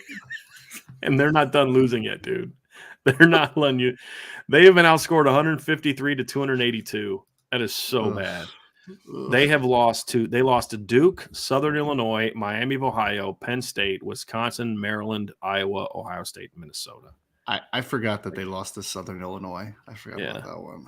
They play at Purdue and don't forget the next one, Miami of Ohio. They lost to Southern Illinois and Miami of Ohio, who's decent. I mean, they're a middle of the road MAC team, 4-6 MAC team, beat Northwestern though. Southern Illinois is a good FCS team, Yeah. Okay. I'm going to go out on a limb and speak for you here, Ryan. I feel we both are going to pick Ohio State to win the Big Ten, correct? Yes. Yes, we to are. beat the winner of the West. Yeah. That's going to be such a – I'm curious to see what the viewing is for that game. The viewing for that game is going to be bad. The TV viewing. Ugh. Okay. And then last 2, Ryan, Pac-12. You got a USC is out in front at 7-1. They clinch if they beat UCLA this weekend. Oregon and Utah are tied at 6-1. They play each other this weekend, and then UCLA and Washington are at 5-2. So no divisions anymore in the Pac-12. Who are your 2 representatives from the Pac-12 in the Pac-12 title game, and who is your champ?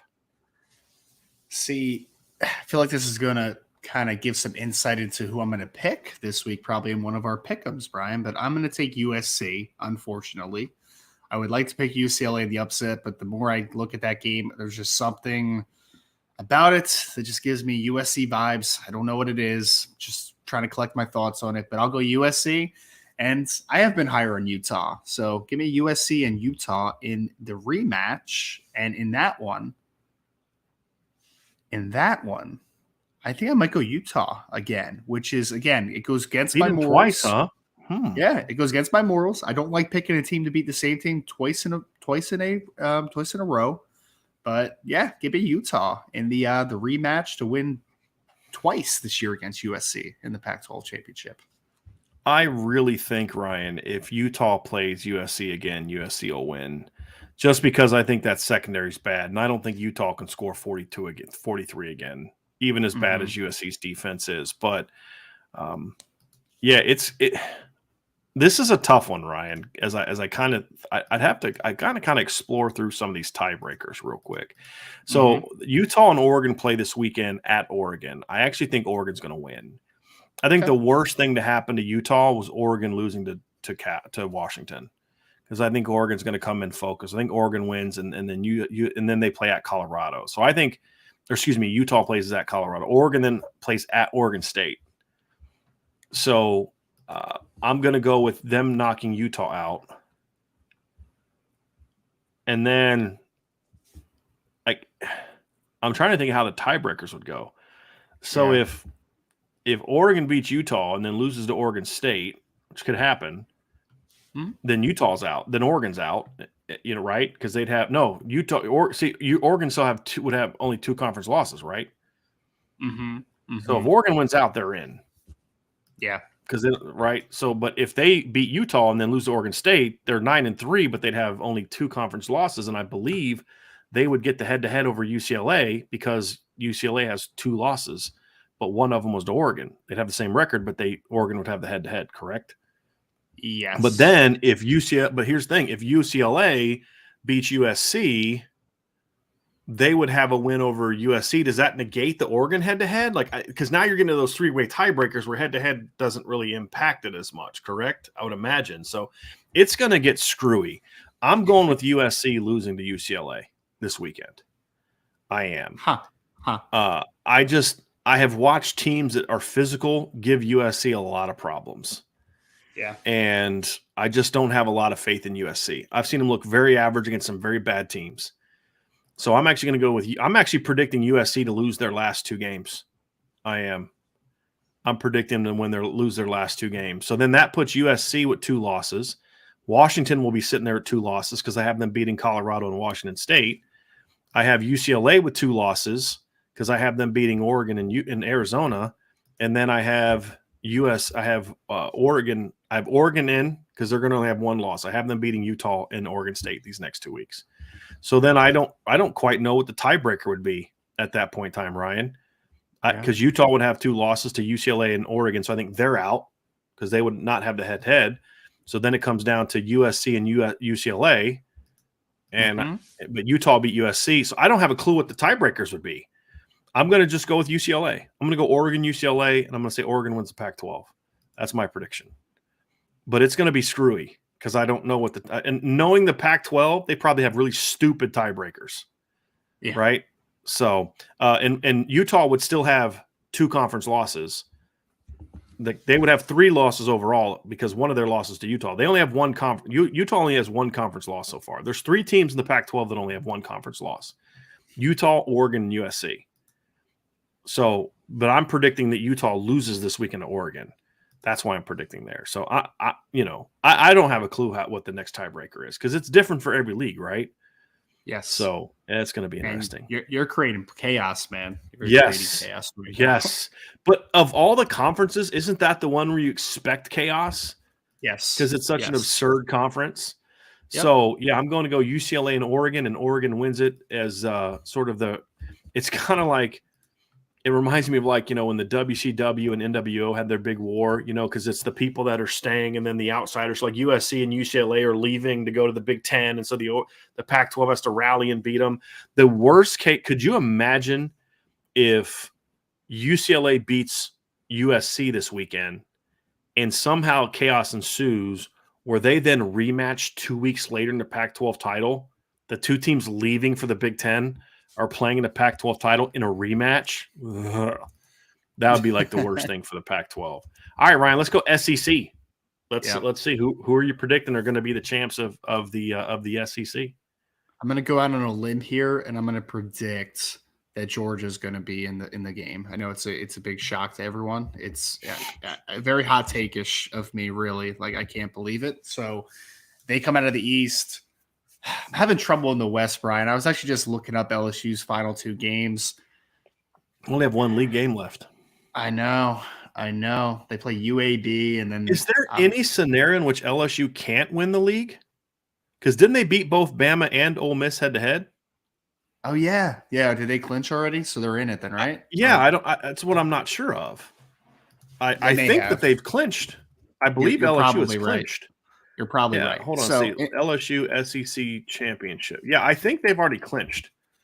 So I could be wrong because they own the head to head. Agreed. Yeah, someone in the chat agreed. So yeah.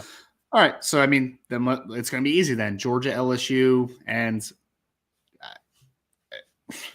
do I have to say it? Like, yeah, Georgia dominates that football game. Okay, in my opinion. Take away the Brian Kelly aspect of it for a second. I still think I know you. Yes. What is the pathway for LSU winning that game?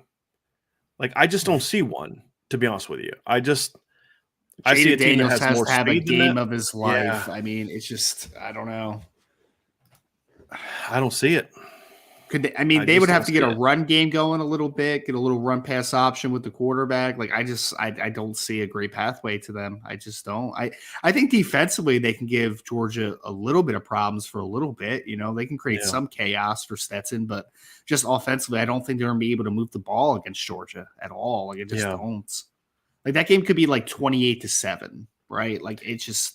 So basically, it could look a lot like, and I mean this seriously, not sarcastically, a lot like the Auburn-Georgia SEC title game when they had the rematch in 2017, right? Yep. Where, I mean, it was a little bit high scoring early, but when Georgia got in the title game, I mean, Auburn had no chance. No chance. Yeah, 28-7. Yeah, you're right. And Auburn beat them this is why I always say it's hard to beat a team twice. Auburn beat Georgia 40-17 in the 2017 regular season. And then Georgia beat them 28-7. That's a 23. That's a 44-point swing. And they played a month apart, less than a month apart.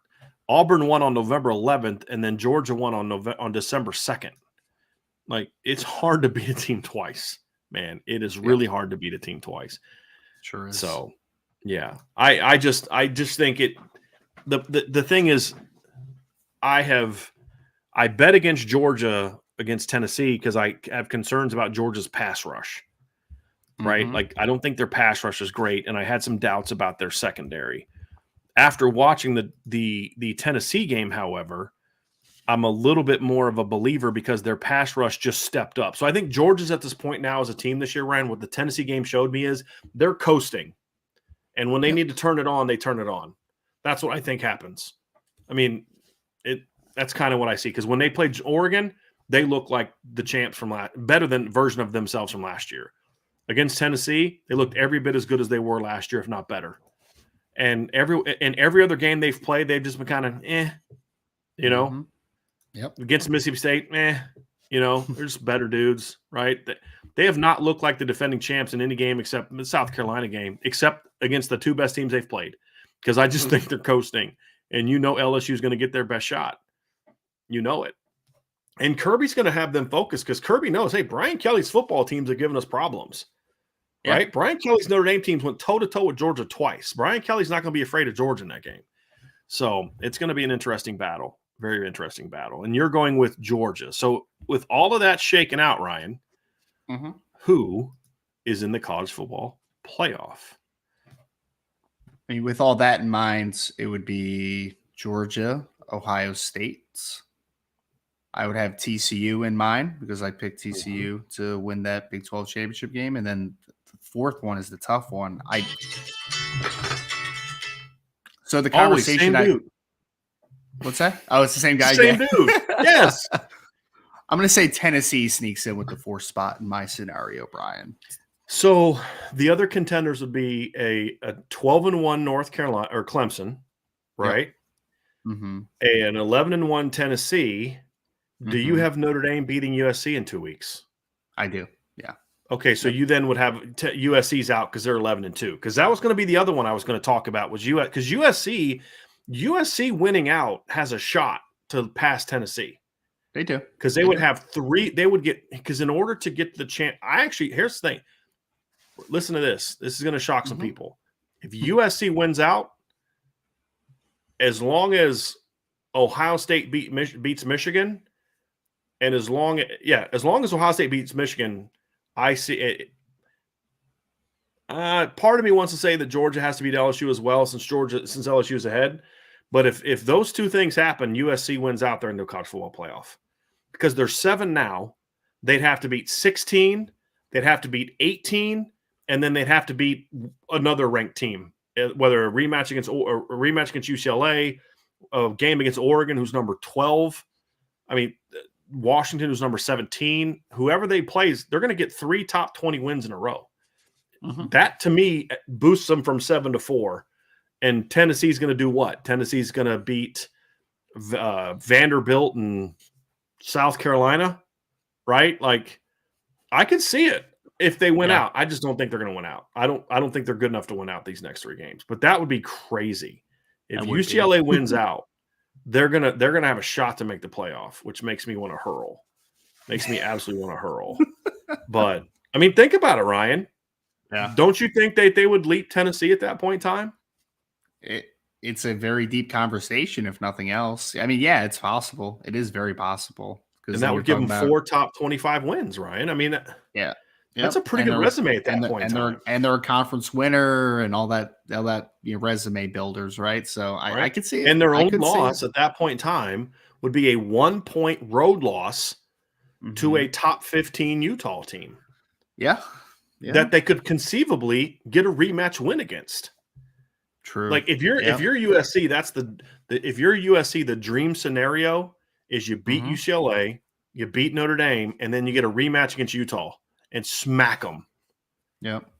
Because then you're like, look, we beat 4 ranked teams. We got payback against the only team that beat us by a freaking point, and we have 4 ranked wins. They would check every box. Conference champ, great resume, great offense, because this committee seems obsessed with offense for some reason.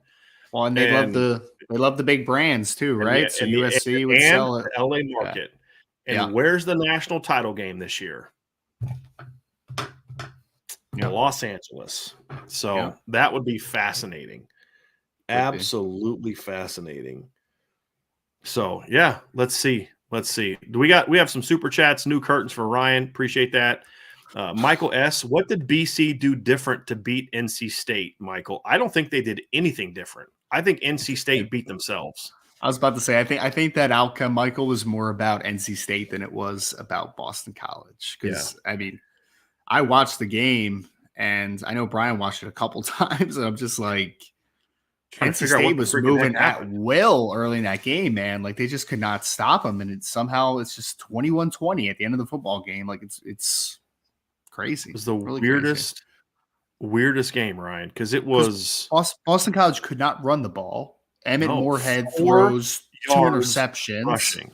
Yeah, they turned the football over 4 yards rushing. I repeat, 4 yards rushing. So you couldn't run the football. You're getting gashed early in the game defensively, and you turn the football over. Like that's it was 20-7 late and midway through the third quarter. Yeah. It just, it was NC State beating themselves. I mean, NC State scores in their first 2 possessions. Then they drive into, they make a couple nice drives. They get into BC territory and punt. Then they turn it over on downs in BC territory. What was that one? I think they turned it over on downs at the 1-yard line and didn't get points. Then they kick a field goal to go up 17-7 at halftime after a pick. Then they get a field goal the next half, and they're up 20-7.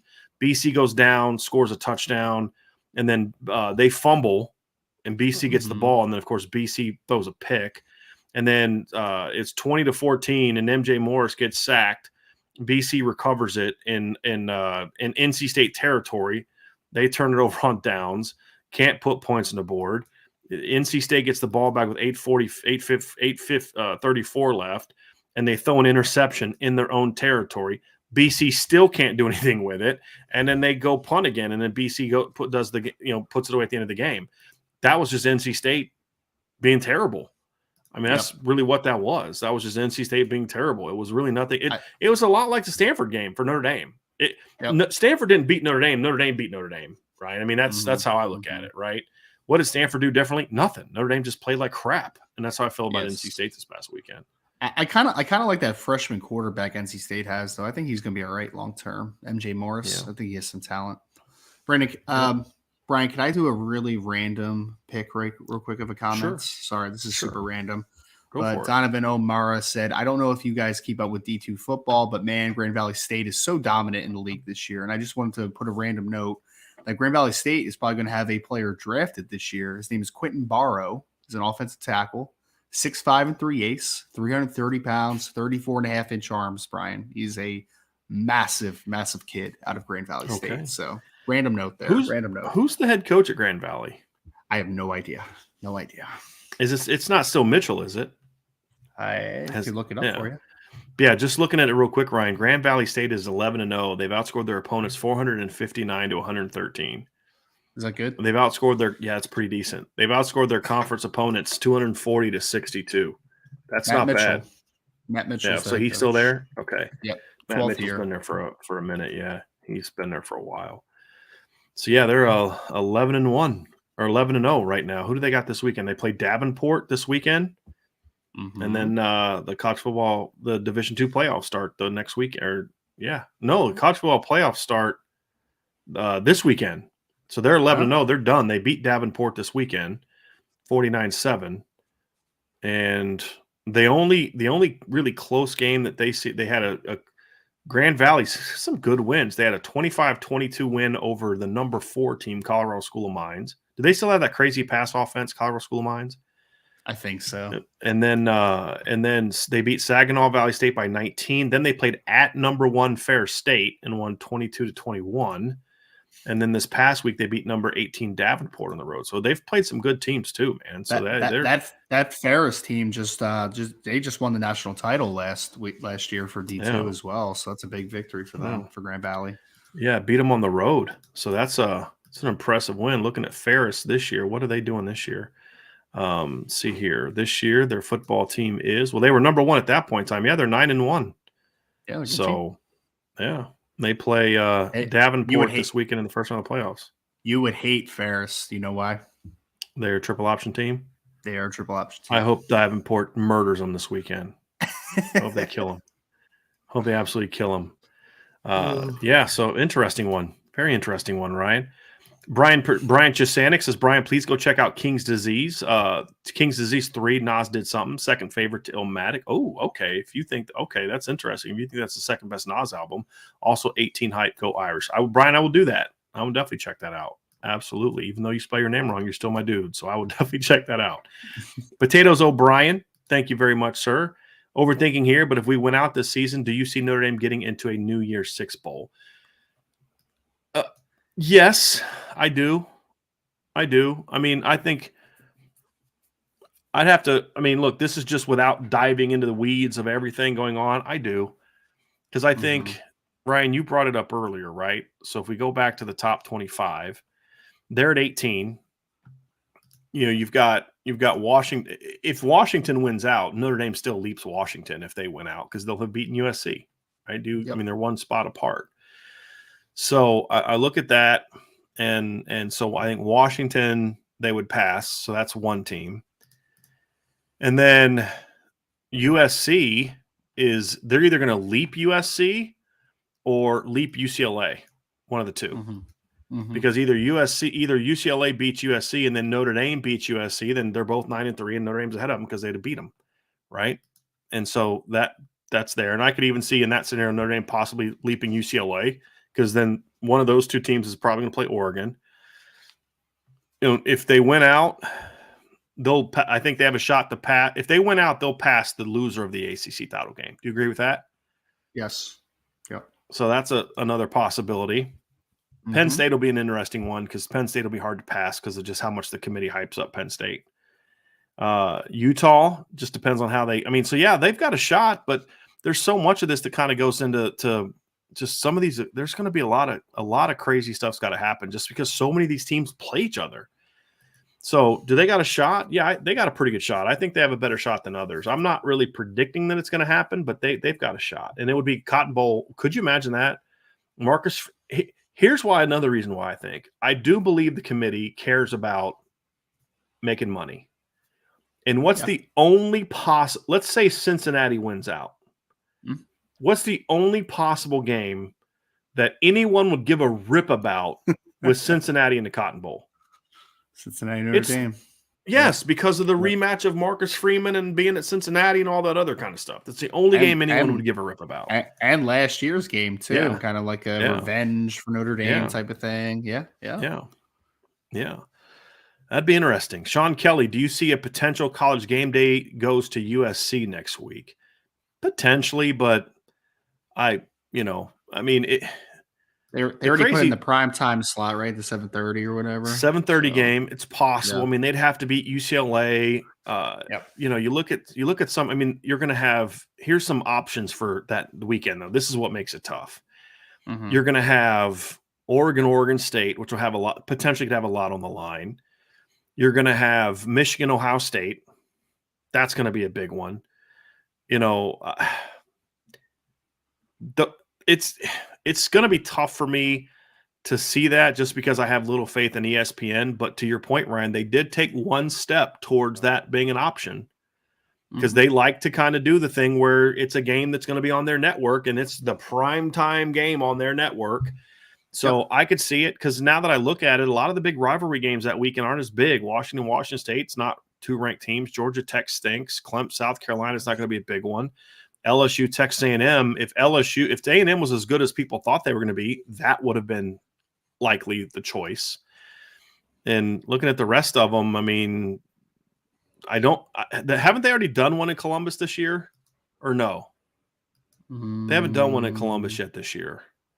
So but you're probably going to have Fox doing one from there, though, right? The big noon kickoff will probably be from there, right? So, likely, and then what channel's that game on? Ohio State and Michigan. It's on Fox. Yeah, are they going to really want to do game day on the primetime game for Fox? I mean, you know what I mean? Like, I think you could be onto something, Ryan. I think you could, as long as USC beats UCLA this weekend, I think you could be onto something about that. Them setting up for that. That's an interesting. See, well done, Ryan. See, I can be persuaded. Vince did it once. You've now done it once. Well played. Irish to the moon with a super chat. Thank you, sir. If LSU beat Florida State, would their ranking be any different? Yeah, I think so. Yeah, I think if LSU beat Florida State, I think so. I think you could make a case. That they would be above Tennessee. And I know that Tennessee had the blowout win over them, but I think if they'd have beat Florida State, you're talking about their resume being a lot more impressive. Yeah, they had the win over Alabama, right? Mm-hmm. That would help them, and then they would want to set up that possible SEC champ, type of scenario. So I think I get the point that he's asking because the team ahead of them is a number 5 team with one loss that blew them out, right? Mm-hmm. But I think you'd probably see it. I wouldn't put them ahead of Tennessee even if they did beat Florida State personally. No, but I think I could see the committee doing it. I wouldn't. I think I'm with Irish Moon. I wouldn't have them up any higher either. I don't think they should be at 6. I think they should be lower. But that's just that's just me. You think they could justify them over Tennessee in their minds if LSU? Florida State? You think so? Yeah, yeah. I wouldn't, but I could see them doing that. Yeah, I can see it because let's look at what their resume would be if they had a win over Florida State. First of all, the Florida State win wouldn't look that great because Florida State wouldn't be ranked. They'd be 6-4, right? Yep. But you'd have a win over a quality Mississippi State team. You'd have a win over Florida, a win over highly ranked Ole Miss, a win over highly ranked Alabama. So you'd have two pretty good wins, right? Tennessee right now is hanging their hat on. Right now, Tennessee's hanging their hat on beating LSU and Alabama. So I could see them doing it. Here's the thing, Ryan, especially with how much recency bias we're seeing in this year's rankings. Yeah. But I personally wouldn't do it. I'm with Irish Moon, and I think that's where you're leaning towards, Ryan, is I wouldn't do it, but I could see him doing it. And if they were smart, they wouldn't do it either. But I don't think the committee's this year's as savvy as last year's. And what I mean by that is they would just leave Tennessee ahead. That way, if LSU beats Georgia, then LSU gets in as the number 2 SEC team. Right. But if LSU loses to Georgia, then it's much easier to slide Tennessee from 5 to 4, depending on how other things go. So if they were smart, they would leave LSU behind them, even if LSU had only had the one loss. But I would contend that if LSU only had one loss, they probably would have lost another game to somebody else. So that's just me. Yeah. Maltavius, thank you for the super chat, sir. Good evening, gentlemen. A screen or shovel to Tyree would have been too simple, right? I know, right? Like they did throw the little quick rear wheel route, but how about that? The only time they give Chris Tyree a ball in space in this game was at the 5-yard line. It's like, how about at the 50-yard line? Or how about in the second half you run the same concepts? When everyone's blitzing was game day in week 1 at the Notre Dame game? Were they in South Bend? That's what they were saying. I guess they were. I thought they were somewhere else that weekend. You mean in Ohio State, in Columbus, right? Yeah, I didn't think they were there. Game day. Let's see here. Is there like a schedule for where game day has been? No, they were there in September 2nd. I don't remember them being, or September 3rd. I don't remember them being there. So let's see. They've been they were at Alabama the next week. And let's see. Okay, so here's what messed me up, Ryan. So I remember them being in Pitt in the opener. That's what I was. Remember they were at Pitt for the opener, but that was for week 0. They were at Pitt 2 weeks before or 2 days before for that. What do they call that rivalry? The Pitt West Virginia rivalry. And then 2 days later they had another one. That's right. Then 2 days later they were in Columbus. So I thought the one on the first was the only one they had. I did not remember that one. They were at Texas for Alabama, Texas. They were in Boone for App State, Troy. Knoxville for Tennessee, Florida. Clemson for the Clemson NC State game. Kansas and TCU.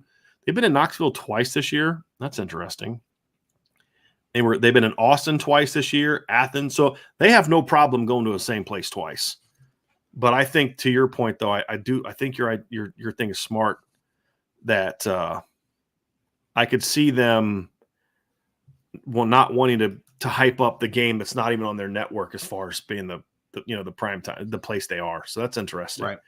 So, but they may be forced to do that or go somewhere random if UCLA beats USC this weekend. Could be. So that'd be interesting.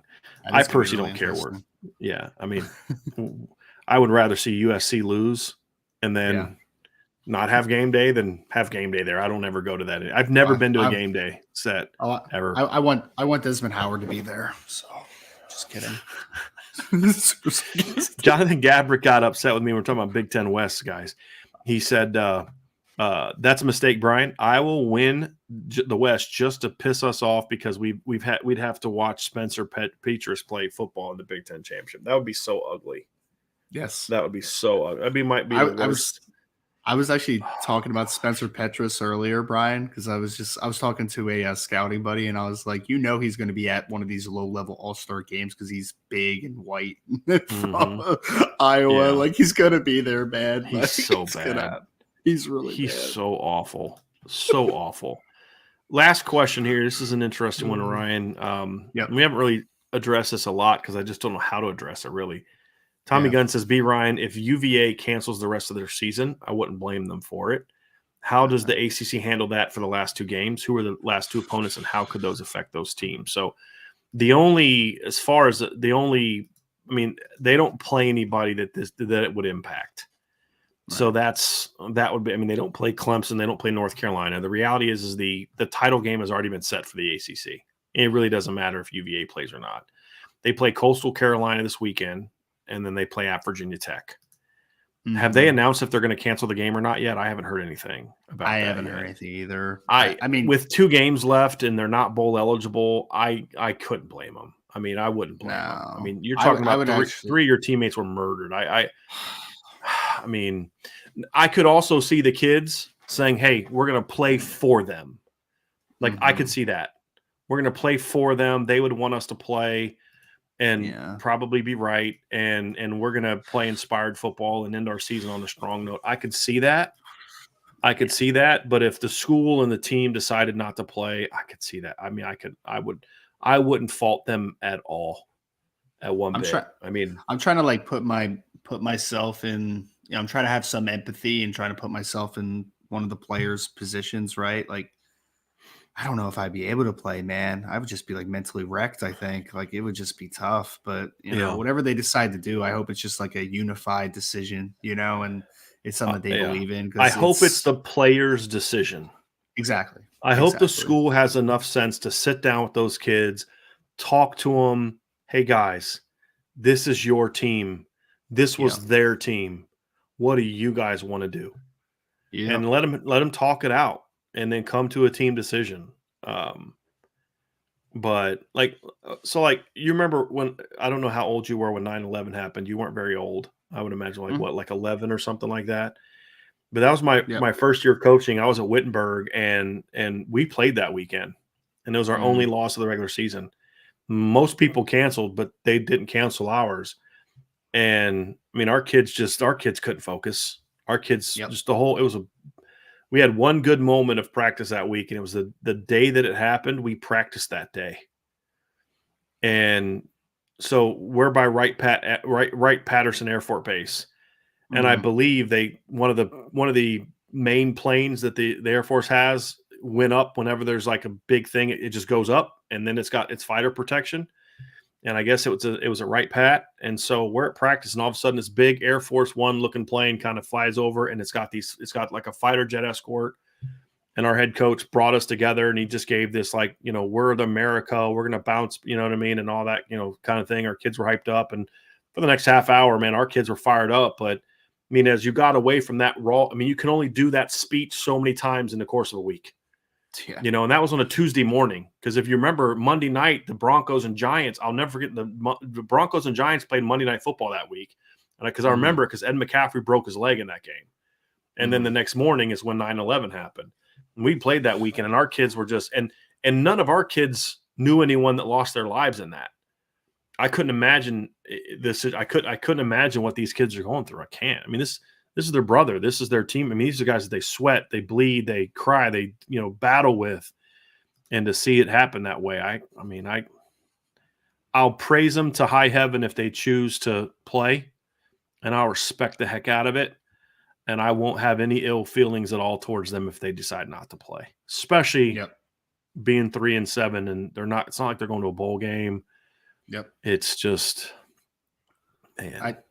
I personally don't think I'd be able to do it. I just don't I don't know. Like I'm not out of teams, but like I would have been like, I don't know if I can do this, guys. Like I don't know. I just think it would depend on the other players. Like I think it comes down to like if a couple of those guys were like big leaders and just great workers and like guys that they I could say, hey, look, we're going to do that for them, kind of thing.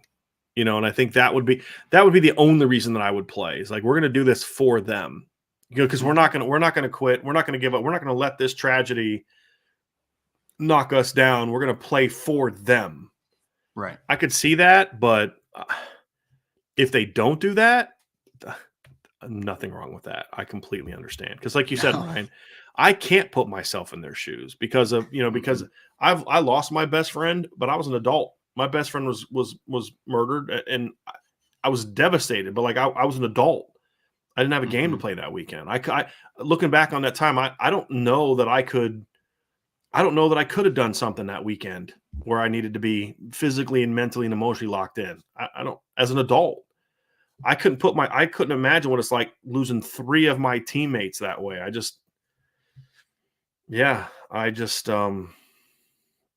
can't see it. I can't see it. We do have another super chat from Pat McMahon. Brian, can I get your quick thoughts on the computer model ranking I posted to the boards earlier? At least there's a full explanation for that one. Pat, I got your email on this. Let me pull it up here real quick because I do want to take a peek at this real fast and see if I can get a glimpse of this. Let me try to find it because I know you put it up. Let me see here real quick because I know you sent me the one for last week. Let me take a peek at this, Ryan. Just let me find this real fast. Pat, what's your handle on the board? Because it'd be easier for me to find it that way. Because I know you put it up today, but we've had a lot of threads on the board today. So let me find it here. It's been a busy day on the board. Very busy day. I mean, like I'm already on like page 3, and there's still stuff up from like this afternoon. So like the series history that I put up this afternoon is still is on page 3 already. And I put that up later in the day. So I'm trying to find his post. I'll just say this. Normally, I am not a big fan of computer models. Mm-hmm. I'm because Ryan, and I think you kind of nailed a reason for it earlier. At some point in time, your eyes have to tell you this is what we see. And I know the numbers say this and the numbers say that, and this thing means this and this thing means that. But I just can't. I personally just can't get into a scenario where I'm going to put all, because think of some of the insanity we got with the computer model in the BCS. Oklahoma goes out, gets destroyed in the Big 12 title game, and plays for the championship. You know, like I can't. I mean, we've seen so way too much just garbage from the BCS, and I know every model's different. I get that, but I'm not a big fan of computer models because I also think computer models are flawed. We see it all the time with like the SP Plus computer model, right? We see it with other things where it's like this team's 6-5, and for whatever reason, the computer loves them for whatever metric that a human puts into the computer model. Because that's the final thing is every computer model it's not AI creating the model. It's a human being inputting the data. And it's why you see SEC teams getting way too much love, even if they don't have the non-conference success to back that up. And that's the problem. You're going to have flaws no matter what. There's no perfect system. But I'm always going to prefer the system that takes human interaction into account. That's just, that's my issue, right? And once you've created the model, the data for that year, Ryan, then hey, you're good. Go do what you got to do. Then I think that, when you're in that situation and you've created a model, you can't change it when it kicks out flawed information in the middle of the year. So I'll tell you what, Pat, I appreciate the super chat. I'm going to go try to find that model and engage with you on the message board about it. And I'll try to find it. So if you can bump it up on the board, that would be great. Cause here it is. There we go. I see it now. It's on page 4. So let me go find that, and I'll engage in that on the board on that about that. I'll look through it, kind of grasp it, comprehend a little bit, and then I'll engage it on the board. So I appreciate you doing that, Pat, very, very much. So that's going to do it for today's show, everybody. That was fun. We had some fun tonight, just kind of relaxing, talking ball, talking about the playoff. I want to thank everybody that was in it with us tonight. We appreciate you. I'll be back tomorrow at 1 o'clock. Most likely, there's a chance we may not have a show tomorrow. Just depends on a couple things we're trying to get worked out. There's a chance we may not have a show tomorrow, but we will have the IB Nation Sports Talk show tomorrow for sure. But that's why you need to hit the subscribe button, hit the like button, and the subscribe to the channel, hit that notification bell so you'll know whether we're going to do a show or not. I'll also let people know on the message board if we will or will not do a show tomorrow. And, of course, I'll put something out on Twitter. So I'm not 100% sure that we're going to do a show tomorrow. We'll have to see. We're just there's a lot of things going on for a lot of different people, and we may not be able to do a show. And honestly, I don't have the voice right now. I've been a little under the weather, and my voice is a little jacked up to do an entire show by myself. I just don't have that unless I feel better tomorrow. So we'll let you know, but we'll definitely have at least the IB Nation Sports Talk show tomorrow for sure, and then we'll be back at it on Thursday. So for Ryan, I'm Brian. Y'all have a great, great rest of your day, and we will talk to you again soon on the Irish Breakdown podcast.